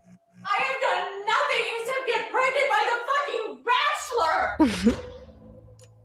This story starts with a very familiar scene, an at-home pregnancy test. It was just her and I, waiting for the results. The woman he was standing next to was essentially a stranger. All right, so YouTube doesn't copyright me. I probably have to stop every few seconds and talk about this. And by the way, this is a podcast done by Stephanie Young. She is so amazing. It's going to be on iHeartRadio, Apple Podcasts, Spotify, everywhere that you get your podcasts. You'll be able to get this. It's free. And this is going to be awesome. So someone who had reached out to him on LinkedIn. They'd only hooked up once. One line shows up right away. Many of us have been there before. Whatever result you're hoping for, the wait is excruciating. And then the second line starts coming in. And I'm like, wow, she's actually pregnant. This moment changed Clayton Echard's life forever, but not in the way he expected. Every time you think it couldn't get crazier, it just does. Yep. Over the next 2 years, he would be thrown into the spotlight again. And if you guys have not heard about this case, you do not want to miss this. This is a great way to get you caught up, is to start listening to this podcast. And then you can go back and watch some of my playlist on it. And it is epic. This time, becoming the center of a story that was spiraling out of his control. The media is here. You know that this case has gone viral. The dating contract, stalkerish behavior. She sent me over 500 emails and text messages. Agree to date me, but I'm also suing you. It's just chaos. Had she not gone public, things wouldn't be where they are today. Police search warrant. It's a story about who you believe and why you believe them. And if you don't know who Laura Owens is, let me quickly remind you with this little clip right here. I've done nothing except get pregnant by the fucking bachelor. It's not about men versus women. It's about victims versus abusers. It would take a group of strangers all across the country to finally prove the truth. My bullshit meter went off right away. They found information that I don't think any private investigator could have found. The smoking gun of the entire case discovered live. You recognize her? That's me. That's your girl. Hey, play. Was a new And there's twist. Dave. She makes up all these characters and she creates fake personas. This is unlike anything I've ever seen before. There's so much collateral damage Reality from this Steve. story. What would come out was a whole group of victims who'd fallen into the same trap. I got a DM that said, hey, you need to look into this court case. You're not the only one. Bingo. This shit doesn't happen twice. Dave Neal. You got to love him. I'm Stephanie Young. This is Love Trapped. And this season, you'll hear from Clayton Echard himself. This is something that's more common than people realize. It's called getting trapped. Listen to Love Trapped starting on February 26th on the iHeartRadio app, Apple Podcasts, or wherever you get your podcasts. This Thursday, folks. Ms. Owens, I'm going to ask you one final time. You were never pregnant by Clayton Echard, correct? Boom. Yeah, I'm so excited. So excited. That's going to be so much fun. And I did several interviews for it. I was with Stephanie in San Francisco when we were there for the Mike Maricini case against Laura Owens against Mike Maricini. And I spent a bunch of time with her there. She is an awesome person. She's from Chicago like me. And like we hit it off really, really well. And she's going to be coming on my show on Friday at 1 p.m. We're going to do a live stream and we're going to get to ask her all the questions we want to ask her about doing this podcast, how she found the story. Just, it's going to be a lot of fun. So make sure that you tune in on Friday for that. All right. So the link was in the chat and hopefully you guys grabbed that. Denise, thanks for the 10. Congratulations on the professional podcast. By the way, I love the song. I could listen to it on repeat. Yeah, I like that song too. Wishful She-Devil member for 18 months. Don't you know Paint Chips follows through all the time? Oh, the stains in his trousers must be awful. Oh, God. Something to bark about. Thanks for the 10. Megan and Tug, my channel has 479. Thanks for all the shout outs. Something to bark about. Well, you're welcome. Something to Bark About has a channel, so you could get over there and subscribe. Just J Hip, thanks for the 5. Why is K9 Cop G off or gay off part of this? I'm confused, but welcome to the show. Yeah, I'm confused too. The Kiwi Crypt Keeper, thanks for the New Zealand 5. I apologize if I appear grumpy. Damn Rona got our household. Grr, everyone is grumpy and not being cooperative with taking meds. That might have been what I had, but I don't test anymore because what's the point? It's cold. I'll get over it. Shizzy Wiznut, thanks for the 5. Too many guys go hard against paint chips and maybe a few women. I have my faves. Thanks for the 2. That spicy super tips might be on me. Sorry. Oops. That's okay. It was funny. Irish Lace, thanks for the 5. I actually heard a law tuber use the word pecuniary the other day. We need the song. Oh, I'll have to play that again soon. Carbidex, thanks for the 50. I've never given donations on YouTube, but you two deserve to be paid for all your efforts and research. Thank you, Megan and Tug. This is your first one? Uh-oh. Jay, if Jay's still here. Jay, somebody got their cherry popped on this channel. I popped your cherry? Oh, no. Just kidding. Thank you for the 50. I appreciate that.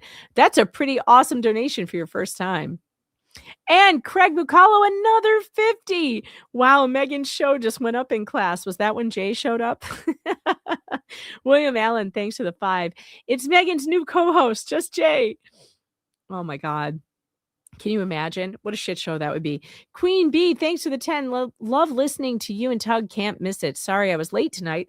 I'm sticking more money, but all I make is $1,500 a month. Well, Queen B, like I said, never send your ramen money. Only send your Starbucks money. Always keep the ramen money for yourself. Take care of yourself first and all your needs and your family. Don't worry about us. We'll be okay. JC Witt, thanks for the Canadian 2. Medium wage for a medium smart journalist. I appreciate that. Rogue Pirate, thanks for the 2. Damn, if Jay doesn't sound just like her, right? He does. I know. That's why I knew I needed him to read it. Razilla's Realm, thanks for the 2. Fleece's mom's old army booth don't fit anymore. Well, what does really? What does fit? E. Poindexter, thanks for the 5. I was singing in a concert yesterday and there was a cricket chirping in the venue. How rude. Just like Fleesa. You know, the cricket is the best part of the show, if you ask me.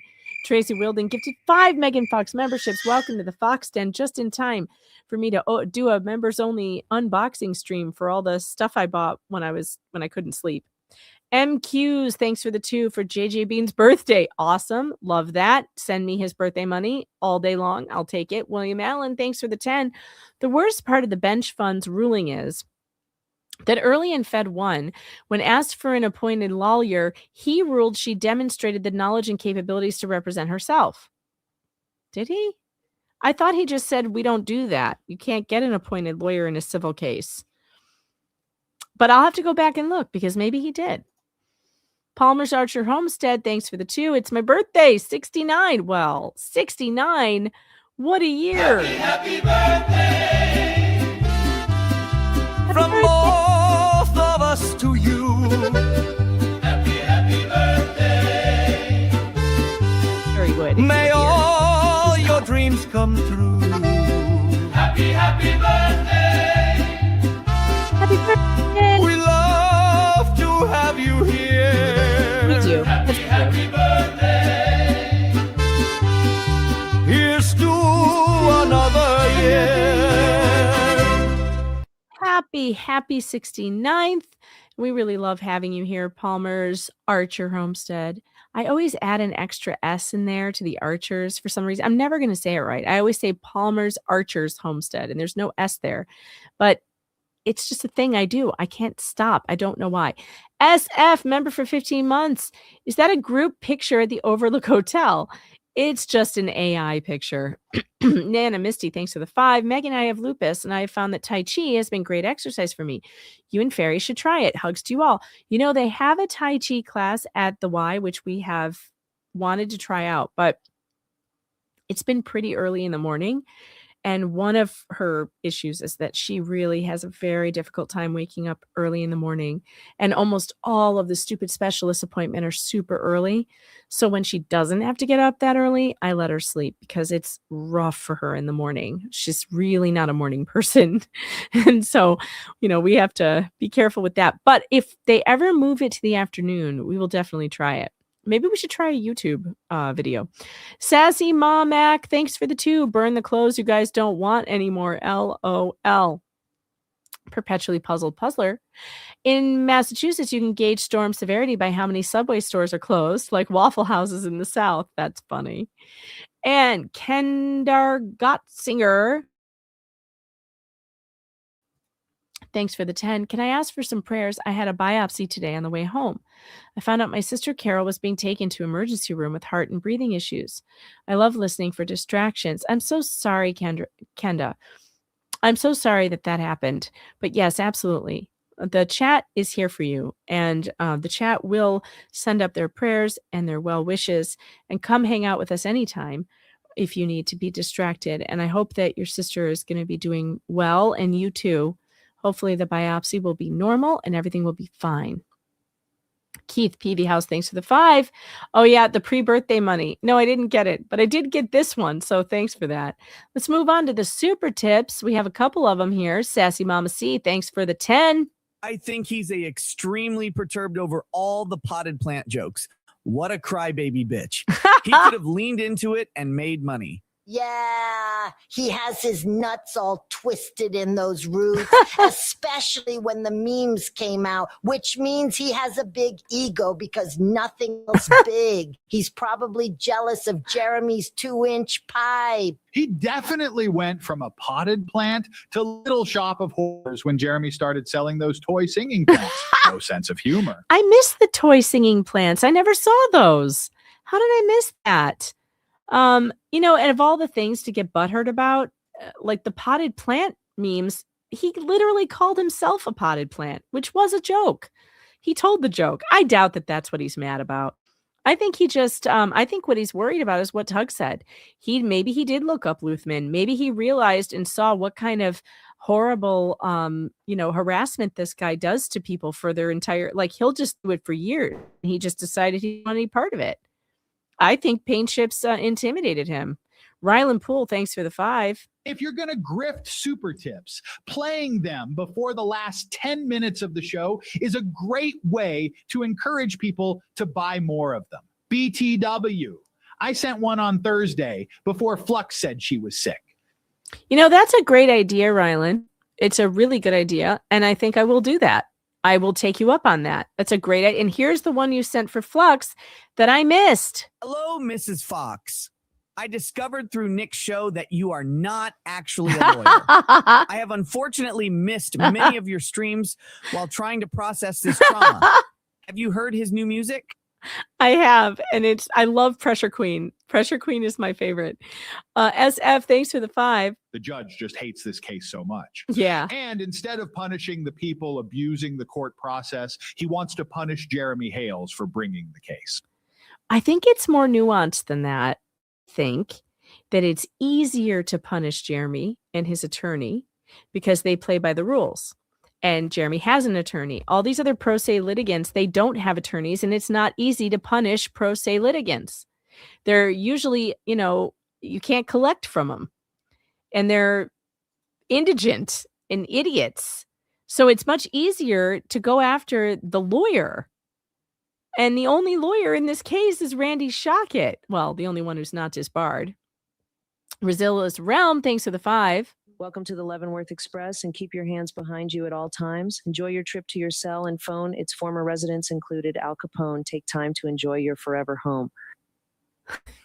Nice. I don't know what any of that meant. Did I zone out? Hold on. I feel like I didn't capture what that was actually saying. Hold on. I missed it. Where did it go? God darn it. I zoned out. Ah, there it is. Enjoy your trip to your cell and phone. Oh, the Leavenworth Express. Now I get it. I got it, Rosilla. Okay, wait. I'm going to play it one more time. Welcome to the Leavenworth Express, and keep your hands behind you at all times. Enjoy your trip to your cell and phone. Its former residents included Al Capone. Take time to enjoy your forever home. It's a poem. Welcome to the Leavenworth Express, and keep your hands behind you at all times. We don't need it 3 times. Okay, there we go. Awesome. Thank you. All right, let me check. Yeah, that's a great idea. I am going to move Super Tips to the front of the show. That's a terrific idea because I do want to encourage that. Super Tips is a great, it's a great and fun thing to do, and it rewards creators. And so I should definitely reward that. That was a great idea. I don't know why I didn't think of it myself. Probably because I'm only medium smart. I'm checking out the Cash App in case you want to fund my midnight spending when I shouldn't be doing that. Let me see. Is there yes, Troy sent me $10 to spend on Shein. Happy birthday? Question mark. LOL. Thank you, Troy. I appreciate that. Let me check Venmo, see if anybody sent anything there so I don't miss you because I never get notifications from this beast. I don't know why. All right, let's see. Transactions. I never know where to go either. Okay, we're all caught up. All right, everybody. It is time to chill out and get ready for bedsies. And I don't know, get yourself a cup of tea and start chilling out. It's time to go. It's time to cozy down in the Fox Den, get under your cozy blankie, and drift off to Never Never Land. And then stop thinking about all this crap. Go think about something pleasant for a while. And we'll be back again tomorrow on Tug's channel. See you then.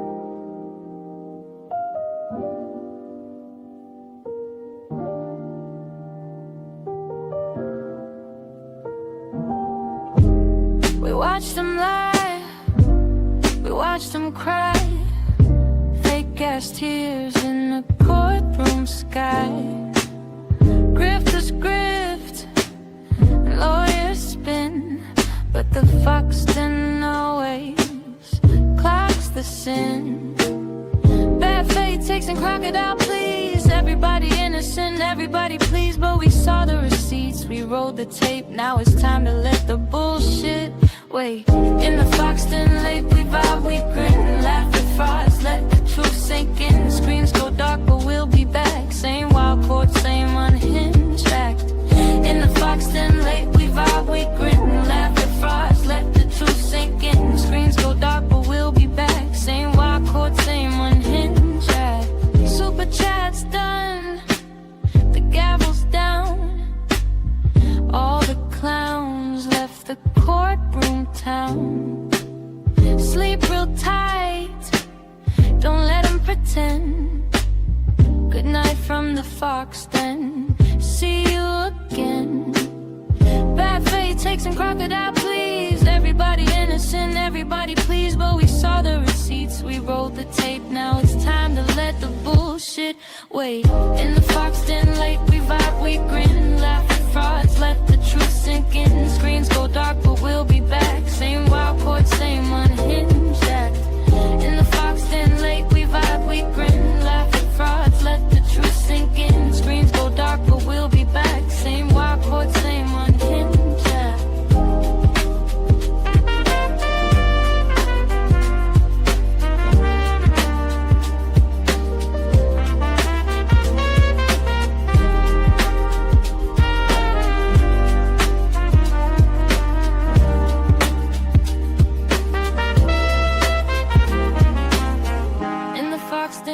We vibe, we grin, laugh at frauds, let the truth sink in. Screens go dark, but we'll be back. Same wild court, same unhinged.